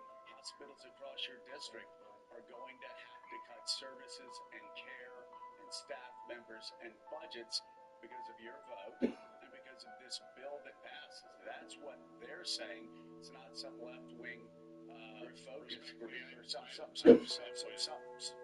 Well, I'm just telling you what they've said, so what they're parroting is the same talking points being put out by the state. So they're parroting you know their business better than you know their business better than they know their business. Congressman, you can keep talking if you want to, but are you saying that they know you know their business, you know doctors' business, you know hospital administrators' business better than they know their own business? Is that what you're telling us here? No, Joe. If you'd stop putting words in my mouth and let me answer the question. Number one, you said they were parroting. You said that actually they were having the words put in their mouth. You said they were parroting other people's words. Go look what they've actually put out, and it's all the same. It's all the same points that the Greater New York Hospital Association and that the state of New York are parroting. But the bottom line is, and I've met with all of them, they have had significant challenges because of the way the state has managed the Medicaid system in New York. Montefiore-Nyack is a safety net hospital. 85% of its funding comes from Medicaid and Medicare reimbursements. The state has cut them off for years, refusing to give them the funding that they need through various programs, and instead telling them, go to your parent, Montefiore, a health system based out of the Bronx. So we can get into the challenges that Montefiore-Nyack or Westchester Medical Center are facing. Many of them stem from the fact that the state has mismanaged its Medicaid system for years. Okay, so I'm more than happy to have that discussion. I've had it with the CEOs of both Montefiore-Nyack and Westchester Medical. We fought in this bill to help Westchester Medical with respect to state-directed payments because the state failed to submit the state-directed payment in time. So I was able to secure change within the bill to help. You're saying then, again, and I'm not putting words in your mouth, you say they're just parroting other people's words. They don't really know what they're talking about when they're talking about how your vote hurt their hospitals, that it's actually Kathy Hochul's fault. Is that the bottom line before we get on to redistricting? What I'm saying, Joe, is they're all parroting the same line from the state of New York and Greater New York Hospital Association. But when you actually drill down on the specifics, many of the challenges that our hospital systems in New York have faced actually stem from the decisions made by New York State over the past few years. New York has the most expansive Medicaid program in the country. Okay? Medicaid growth year over year is going to be about 3% per year. Medicaid over the next 10 years is going to grow by 24%. So this notion that Medicaid is being gutted is not true. Number one. Number two, there is going to be continued growth within the system. New York needs to do a better job of actually managing its Medicaid dollars. Claire McCaskill has another question. I will just say again, Claire, the Congressional Budget Office says that there will be cuts between $900 billion and $1 trillion. Montefiore-Nyack Hospital has already complained about staff layoffs, reductions in services because of these budget cuts, and have great concerns about the quality of care and services. You can look at Westchester Medical Hospital. You can look at Good Samaritan Hospital. You can look at all of these hospitals in the Congressman's district, and it's not just Mike's district, it's every Congressman's district. You will be hearing this from every hospital across America because, you know, if you listen to the debate on this deal, it sounded like they were only taking health care away from, you know, pot-smoking, hacky-sack-kicking hippies who refused to go to work at 28 and were able-bodied. The fact is, the gutting of this funding stream, at the same time billionaires are getting massive tax cuts, the gutting of all of this actually has an impact on hospitals and their care and services for young and old alike. Yeah, and Joe, here's let's quit talking about talking points, and let me ask the congressman a very simple question. If a human being in his district is in a very serious car wreck or is a victim of a shooting, and they show up at the ER of one of the hospitals in your district, do you believe treat that person? Yes, of course. Okay, so let's assume that that person, because they had to sit on a phone for 2 hours trying to prove every 6 months they're working, and they ever couldn't get through, or because the paperwork requirements are so onerous, which we saw happen in Kentucky and other places where they installed work requirements.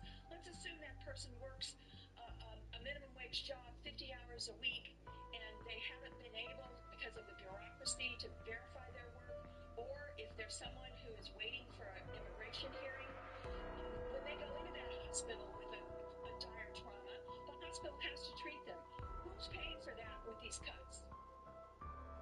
So, again, one, you're making a lot of hypotheticals, but two, you're also assuming that people are, you're also assuming, no, respectfully, Claire, you're also making, yeah, I know, you're making hypothetical assumptions, number one. Number two, you're assuming people are too incapable of managing the system. The fact is, New York is going to administer the work requirements that will be enacted, which go into effect in 2027. We're talking about able-bodied adults without dependent children. Okay. We're not talking about people. We're not talking about people. We're not talking about people. Okay, great, Claire, but I'm going to answer the question, so you can sit here and argue with me all you want. But the fact is, the state right now. Come to me right now. Come to me right now. We don't do this. Claire's going to ask a question. Mike, you'll have time to respond to the question. All right? But none of the cross-talk. Claire, ask your question, and then Congressman, respond. Claire, go. When an uninsured person, when a person who no longer has Medicaid, shows up in an ER with a dire trauma, the hospital has to treat them. They have to go into their reserves to treat them. They then pass those costs on to the insurance companies that they charge for services. They pass those costs on to other places in the system. They have to. And when they do that, Mike, that means people's insurance rates go up because they're having to pay more for their health care because hospitals are required to treat people who show up with dire trauma.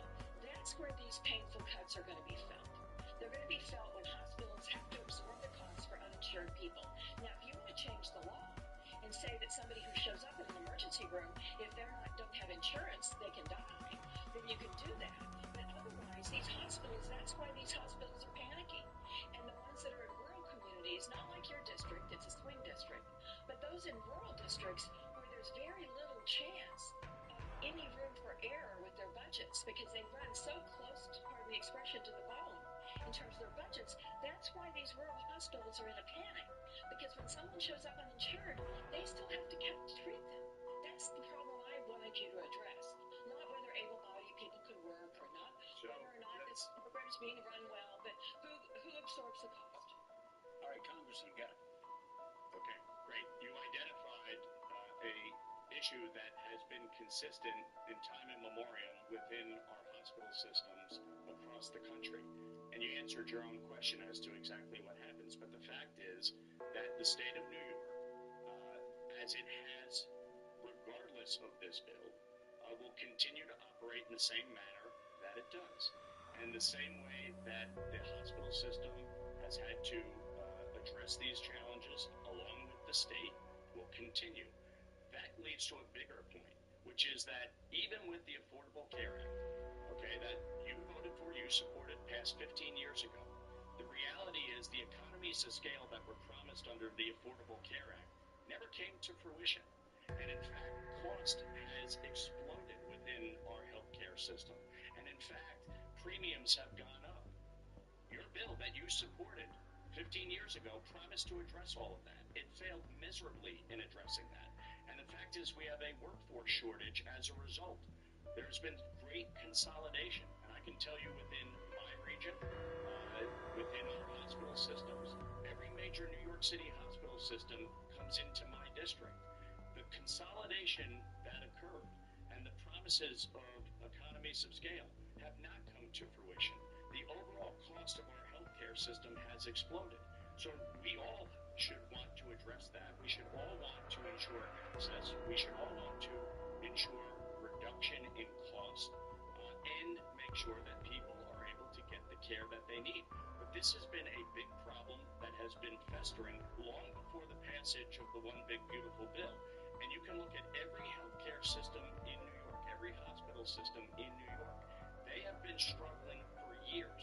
I can sit here and go through chapter and verse all of the problems that have stemmed and the decisions being made in New York. And that's just a reality of the healthcare system. Yeah. All right, Jonathan Muir, a couple of really quick things.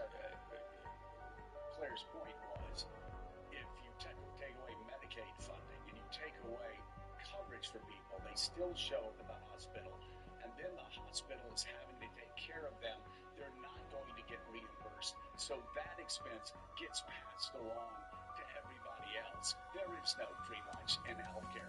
I would just say this point, the further and further we get away from Obamacare, it seems the biggest problem with Obamacare is that it didn't go far enough. You look at insurance, private insurance, and the profits that are being raked in by private health insurance companies, and the coverage denial that continues, denying, some reports are by using AI to deny as much coverage as they can cover, making it harder for people to get to their doctors. Yeah, we have a healthcare crisis for a lot of reasons, but not because the poor are getting a free ride. We have healthcare problems in large part because we have a lot of multinational corporations, a lot of insurance companies that are making billions and billions of dollars denying healthcare coverage to those who need it most. Yeah, no, all of that is right. It's a crisis. Continues to get worse. Congressman, we are going to turn now to redistricting.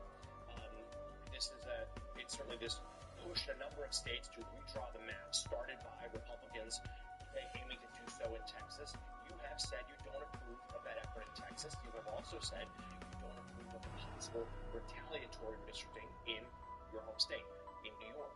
So let's set that aside. Let's just go big picture here in terms of what the country would lose if we no longer would have a Republican representing a district in a blue state, a Democrat representing a district in a red state. Jonathan Martin Politico wrote a very good column this week about how people like you won't exist anymore because they'll just be wiped out, and these states will just simply be red or blue. Doesn't the nation suffer if that happens? Let me just make one point to follow up on Joe. When you have companies like United Healthcare owning primary care physicians like Optum Health, there's a problem. There's a fundamental problem in the system. I think we can all agree on that. That's not something that should happen. And that's, in large measure, a result of the Affordable Care Act and some of the consolidation that we've seen.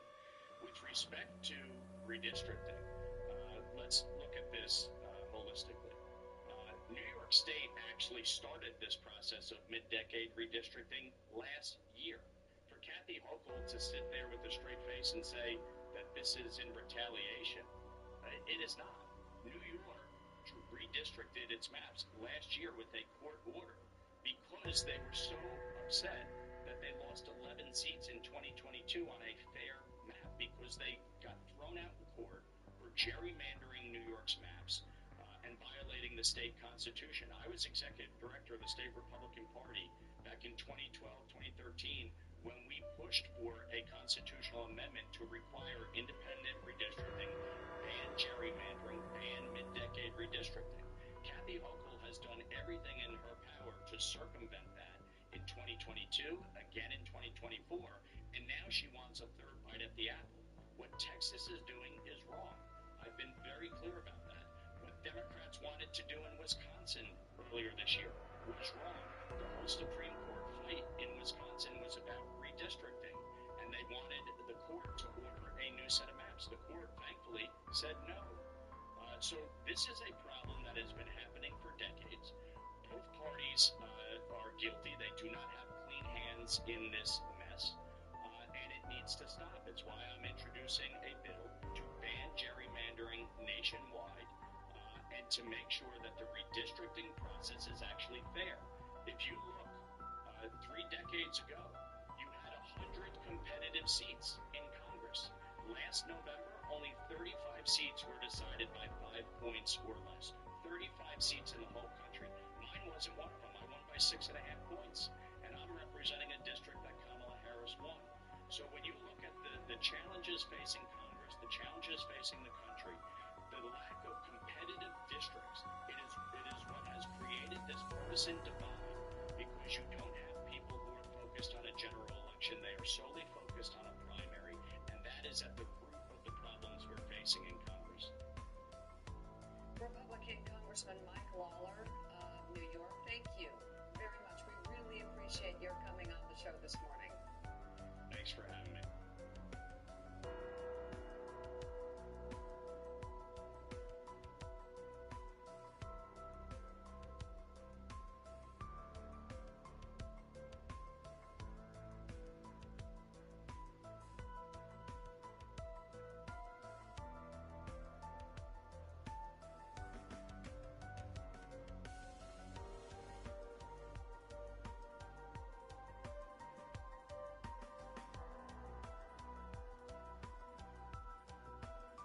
Let's go back to Steve Ratner. He's made his way set over to the southwest wall with a fact check of some recent claims President Trump made in that interview on Sunday with Kristen Welker on Meet the Press. So let's start here with your first chart. President Trump insisted during the interview, Steve, he already had gotten costs down in his first couple of months. Here's what he said. I was able to get down the cost. Oil is down, gasoline is down, groceries are down, eggs. But you don't talk about the fact that gasoline is down at numbers that nobody believes possible. You know why they're down, by the way? Drill, baby, drill. We're drilling like crazy right now. What do the numbers show? Well, as usual, there's a lot to unpack here. Donald Trump has a loose relationship to the facts. So let's talk about prices first of all. Prices are still going up. If you look at headline, meaning all items together in the Consumer Price Index, you'll see that they rose by 0.6% in the first 3 months of the Trump administration, compared to 0.9% under the Biden administration. A little bit slower, but still significant price increases. Groceries went up faster under Trump than under Biden by 1% in that quarter, which is close to a 4% annual rate, at 0.8 under Biden. I'm going to come back to gas in 1 second. But what's also happening that is very worrisome, and notwithstanding Trump's exhortations, shall we say, the public isn't really buying it. Inflationary expectations on the part of consumers have gone up enormously. They were 2.8% back in December, and now they're 6.5%. And sometimes perception becomes reality, and so this is a dangerous thing as well. Now back to oil. Why are gasoline prices down? They're down for 2 reasons. One, because OPEC is pumping more oil, which brings prices down. And secondly, because when the oil market perceives that the economy, and the biggest economy, ours, is weakening, then prices start, they expect demand to fall and prices start to fall. And the next thing that happens is people drill less oil, because if they don't think they're going to get the same price for their oil, they're going to drill less oil. So this notion that drill, baby, drill is creating a whole upsurge in drilling activity is absolutely counter to the facts. Then there's the point, of course, made during the campaign, by the Biden campaign, that no one in history of human civilization had drilled more and taken more out of the ground in the last year than the Biden administration. So President Trump also made a claim during that interview on Meet the Press about how much money America lost every day on trade deficits under President Biden. Here's what he said. We lost $5 to $6 billion a day with Biden. 5 to 6 billion. And I've got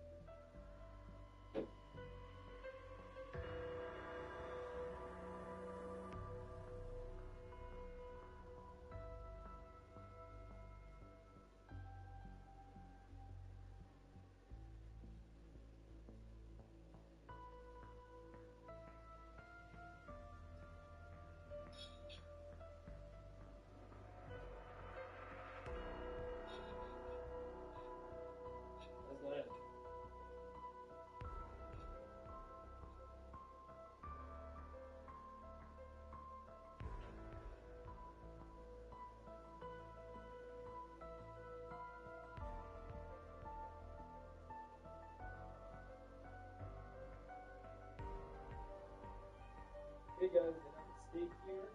Check it out. It was a lot cheaper than the last steak. It was like $40. Save on foods. But this food was only like $21. So pretty fair price, I guess. Good. Let's go put it on the grill. Oh yeah, chunk. Chunk. I want to see it and stuff like that.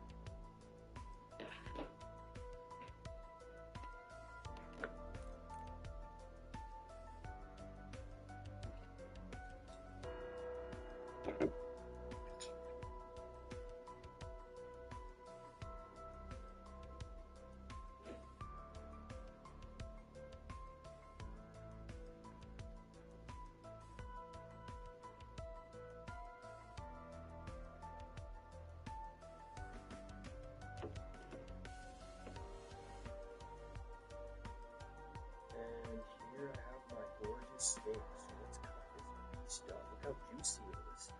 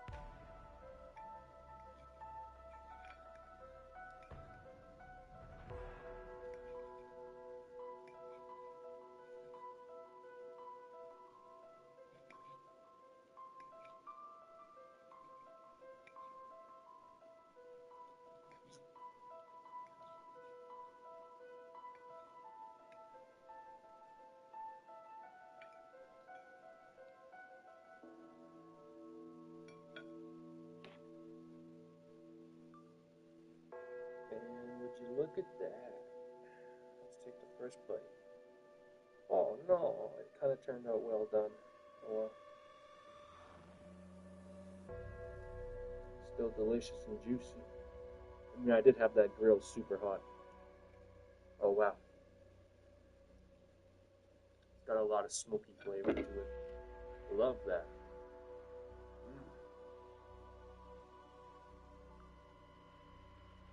That down to a great number right now in a very record time. You know, we're talking about 100 days. But just think of what that is. $5 billion a day we're losing on trade. What about the car business? They're going to make a fortune because of the tariffs. Steve, the charts show the trade deficit is actually increasing right now. Yeah, I'm not going to do a whole thing on how trade deficits work, but I'm going to do one simple thing, because you keep saying we lost $5 billion a day. If I go downstairs in 30 Rock here and I buy a Morning Joe t-shirt for $20, I give them $20, I get a t-shirt. Have I lost money? No, I've gotten something back for my money, and that's in effect what we're doing. We're buying stuff from overseas. There are issues there, but it's not like we're just handing the Chinese $5 billion a day, and that's the wrong number, of course. In 2024, the trade deficit equaled $2.5 billion a day, so less than half of what Trump claimed Biden had done. Here's the Biden period here. Look what's happened under Trump. The trade deficit has soared, and I'm not saying that it's because of Trump, but what's been happening is people are importing a lot more to get ahead of the tariffs, and the result is now the trade deficit is about $5 billion a day, but he got the president wrong. That was under President Trump, not under President Biden. Now, as for the cars, he also said, as you just heard, that this is going to be the greatest thing ever for the car companies. They're going to make a fortune, and so on and so forth. It's not how the car companies feel, and it's not how the market feels. So let's look at how the market feels. These are the stocks of the Detroit three companies that used to be Chrysler, Ford, GM, and now Stellantis. And you can see that after the election, the stock prices kind of hung in there, up and down a little bit, pretty stable. Since the election and since Liberation Day, which was right here, you can see what happened to the prices of all these shares. And why did that happen to their shares? Because the companies started putting out announcements. Ford said the tariffs will reduce their earnings this year by $1.5 billion. General Motors said it's going to cost them $2 to $3 billion. And so it's a little bit hard to see why the car companies think this is a great thing, as Donald Trump claims. And Ford announced this morning it's going to raise prices on three of its most popular cars because of these tariffs. Finally, Steve, President Trump dismissed the idea that economic uncertainty is on the rise and then doubled down on his plan to pass another tax cut. Here's what he said. See, I think there's only uncertainty in the fake news. We're trying to get approved right now the biggest tax cut in the history of our country. And if it doesn't get approved, it's a 68% tax increase, and that's what the Democrats want. They want a 68% tax increase. It's rather incredible. Steve, what's he talking about there? Well, God only knows, Willie. I couldn't figure out what he was talking about there because I can't replicate those numbers at all. What he's talking about is what would happen if his tax cut from 2017, which has to be extended, were allowed to expire, which would mean taxes would go up. But here's what they would go up by. depending on your income, they would go by between $74 and $36,000. But for the people at the top, that's only a 6% tax increase. For the people at the bottom, it's an 18% tax rate. But there's no 68% numbers in here anywhere. It is made up. But I also have to say that President Biden's last tax proposal was to extend these tax cuts for everybody except the very, very rich. And so why Trump is claiming that the Democrats would have taxes go up is mystery. And lastly, I think to sum up a lot of what we've been talking about, he also said, as you heard, that uncertainty is sort of a made-up fake news idea. Well, there are indices of uncertainty actually compiled from what legislative progress on the Hill, what's going on here, news reports, things like that. And what you can see here, this index goes back to 1985 when it was first created, Economic Uncertainty Index. This is COVID. It obviously spiked up enormously. This is Trump 2.0, holding second place now for creating economic uncertainty over the last 40 years. And in addition to that, more anecdotally, and you've seen a lot of this, you have company after company saying that they have to withdraw their earnings guidance this year. They can't predict what their earnings are going to be because life is so uncertain for them. And Mattel, Skechers, Snap, Harley-Davidson, Alaska Airlines, UPS, and so forth, company after company doing this because it is so uncertain. So to say we're not living in an uncertain time, I think is a gross misrepresentation of the truth. So to go into the tax cuts really quickly, then what the Fed said yesterday, but on tax cuts, any tax cuts, any new tax cuts, the extension of tax cuts, I would just say, going to be absolutely devastating when it comes to our fiscal health. We're already over, $36, $37 trillion in possibility, the CEO said, the federal debt going up another $10, $20 trillion over the next decade. That is unsustainable. It's something that I've been talking about now for 30 years. It's something you and I have been talking about in the show for 15 years. When spending continues to skyrocket, when the Pentagon budget continues to skyrocket. If you could stop the ether reactors from going critical, that would be lovely. I will find where that semi-conscious bucket of bolts is hiding the artifact. This is what Maxis would have wanted. Used to be. Helpless and hideous. Such a shame.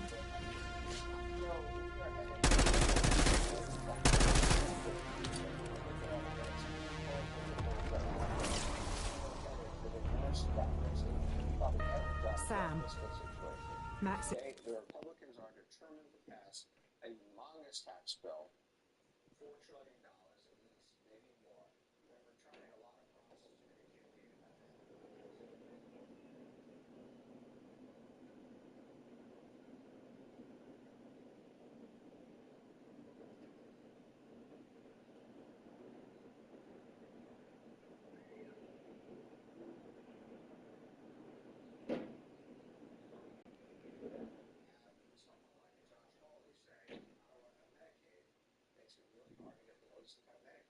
that's the way this process is working. And so right now, have a huge tax cut sitting up there and virtually nothing to be done on the spending side except increased spending for things like defense that we all agree we probably... This isn't coming back, is she?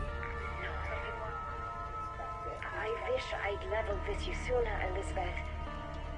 The Forsaken wore her down until there was nothing left. Deep down, I always... How dare you give me false hope? It is the last thing she would have wanted. I know this better than anyone.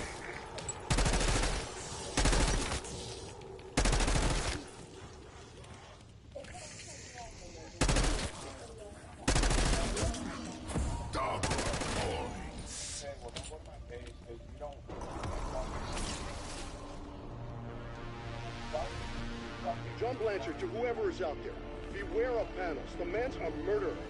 I'm pinned down, but I'll help if I can. Wait, someone actually willing to help? Are you all hearing this?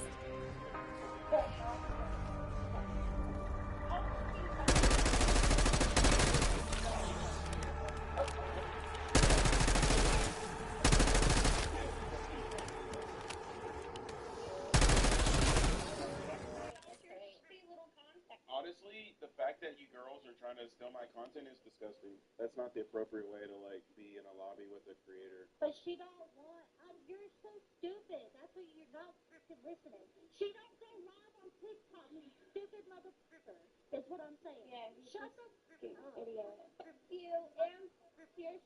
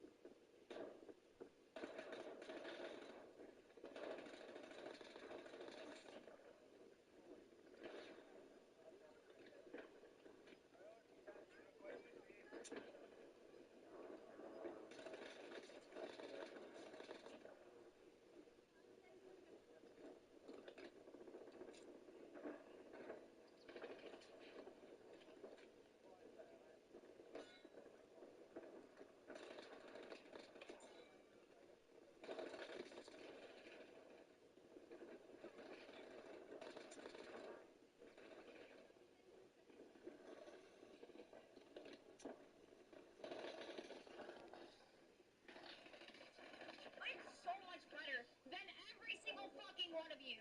Fucking sweat fucks.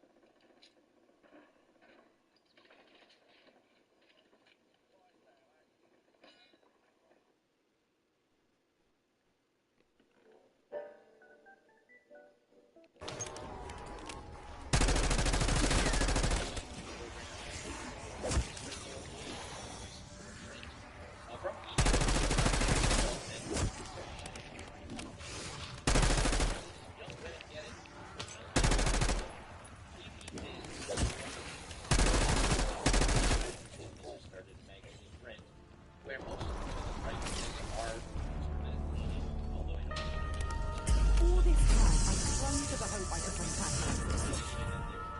And that's over now. Perhaps. Or perhaps you have a chance to do something even greater. I am confident you will choose wisely.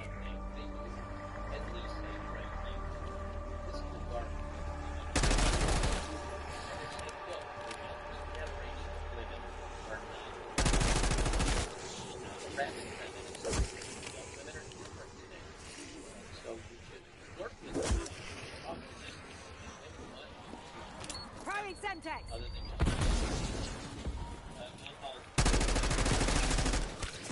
Max armor.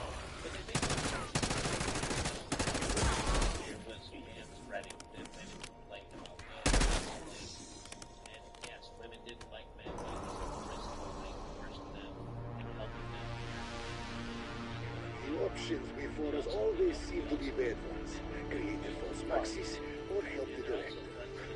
Oh boy. Helping Richthofen is a non-starter. He's a monster. But expunging a terrible mistake from Maxis's record, maybe I owe Tear her. them to pieces.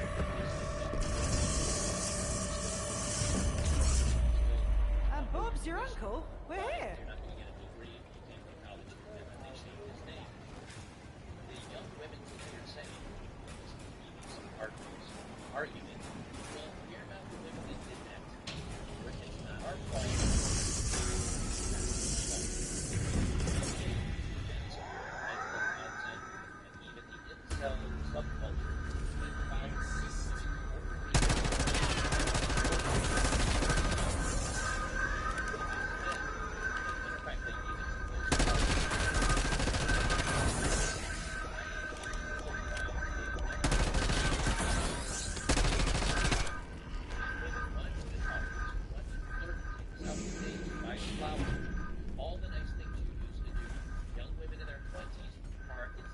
If Schrodinger ever found out about you, he'd have a field day.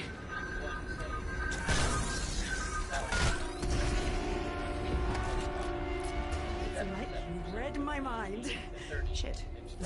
Max ammo. This rogue scientist the security chief warned us about, Panos, if he's against the director, how bad can he be? I had the same thought. But if I have learned one thing, the enemy of my enemy is not always my friend. The first one I have is from your Darling, you were way over your head, right? Insta-kill.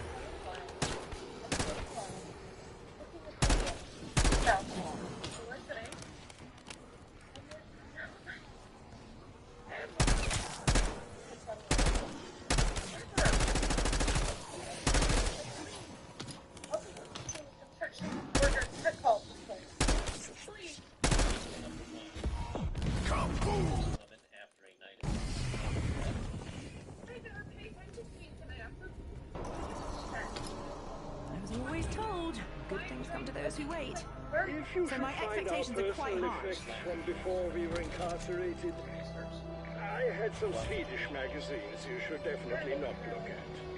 Ah, thanks for the warning. I'm sure you only bought them for the articles.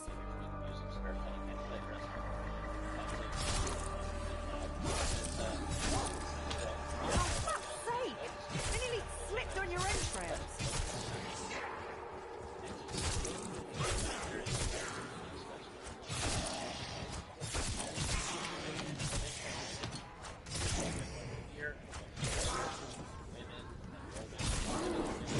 Bonus points. Oh my gosh, I don't normally go out. I wonder if this is truly random. It could be rigged, you know.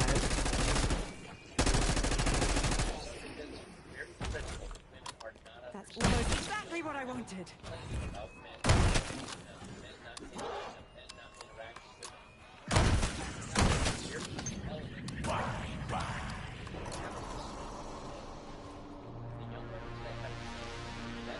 You must be in turmoil about whom to help should we regain control of the Sentinel artifact. Honestly, I'm leaning towards helping Richtofen. Correction, helping his poor wife and child, and then finding her a good divorce lawyer.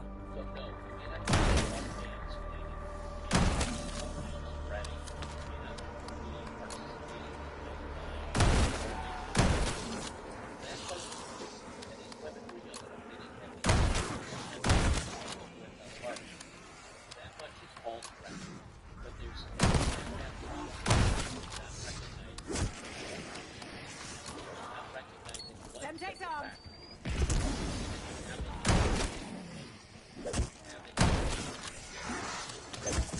Fire sale. I'm being patient. What you tell? Spoil me.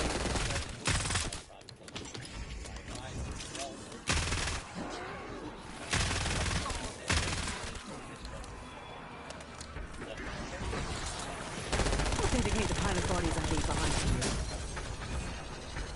There's a 30-year-old guy,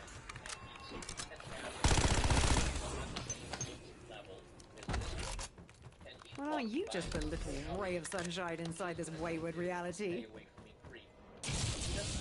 that's gravity!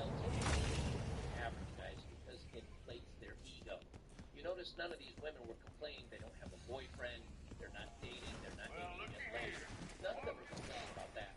They're complaining about the lack of attention. She says, hey, I'd even take a wolf whistle or a cat call from a construction guy, as if that's a bad thing. Well, I mean,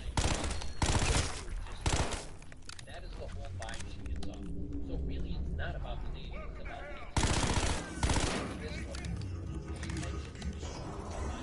I was trying to fix your teeth, but I might have gone a bit too far. Well, that's not a way to get a boyfriend. That's not a way to start a relationship. What is she actually saying? Hey, pay attention to me. I want to feel like I look pretty tonight. I put on this nice dress. She says, look, I'm going to say this. I'm going to go back to how it was.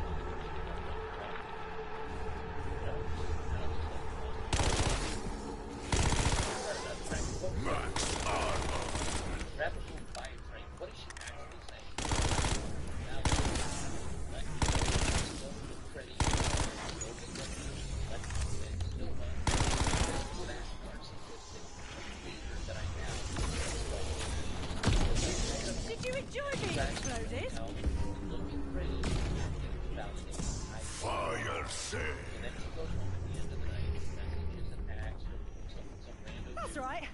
I can't buy air now.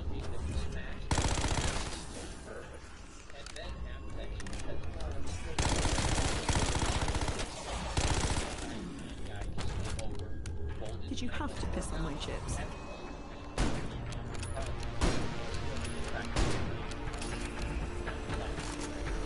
This'll keep me in fighting form. Excellent choice, Box.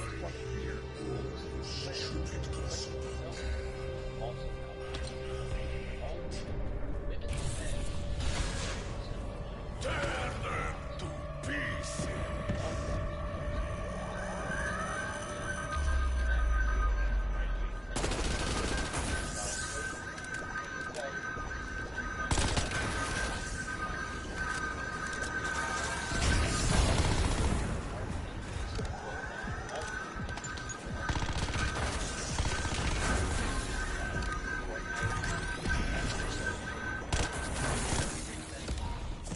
Max ammo.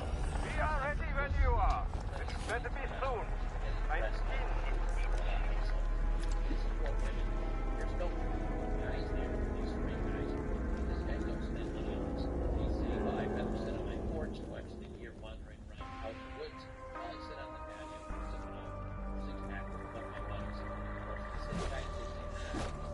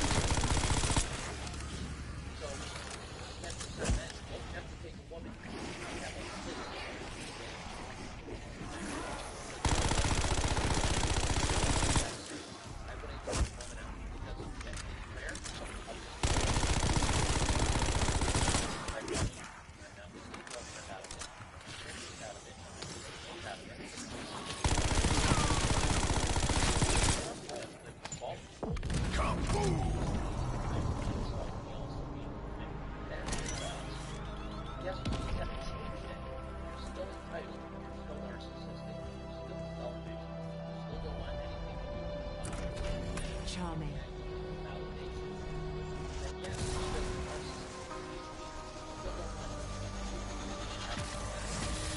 Lovely mood lighting.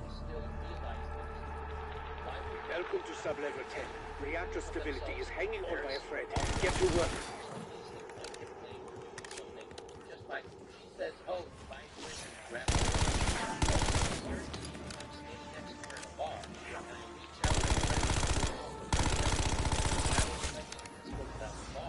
The rotor's acting up, which Strauss ain't a fan of. I gotta fix it before he has anger. but some young Hello. It was me that did that.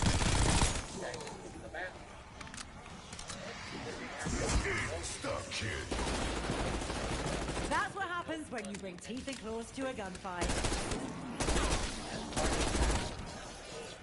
Double points. They go through and give lots and lots and lots of different examples, and most of the men's replies to this are, yeah, you have Took you long enough. the same.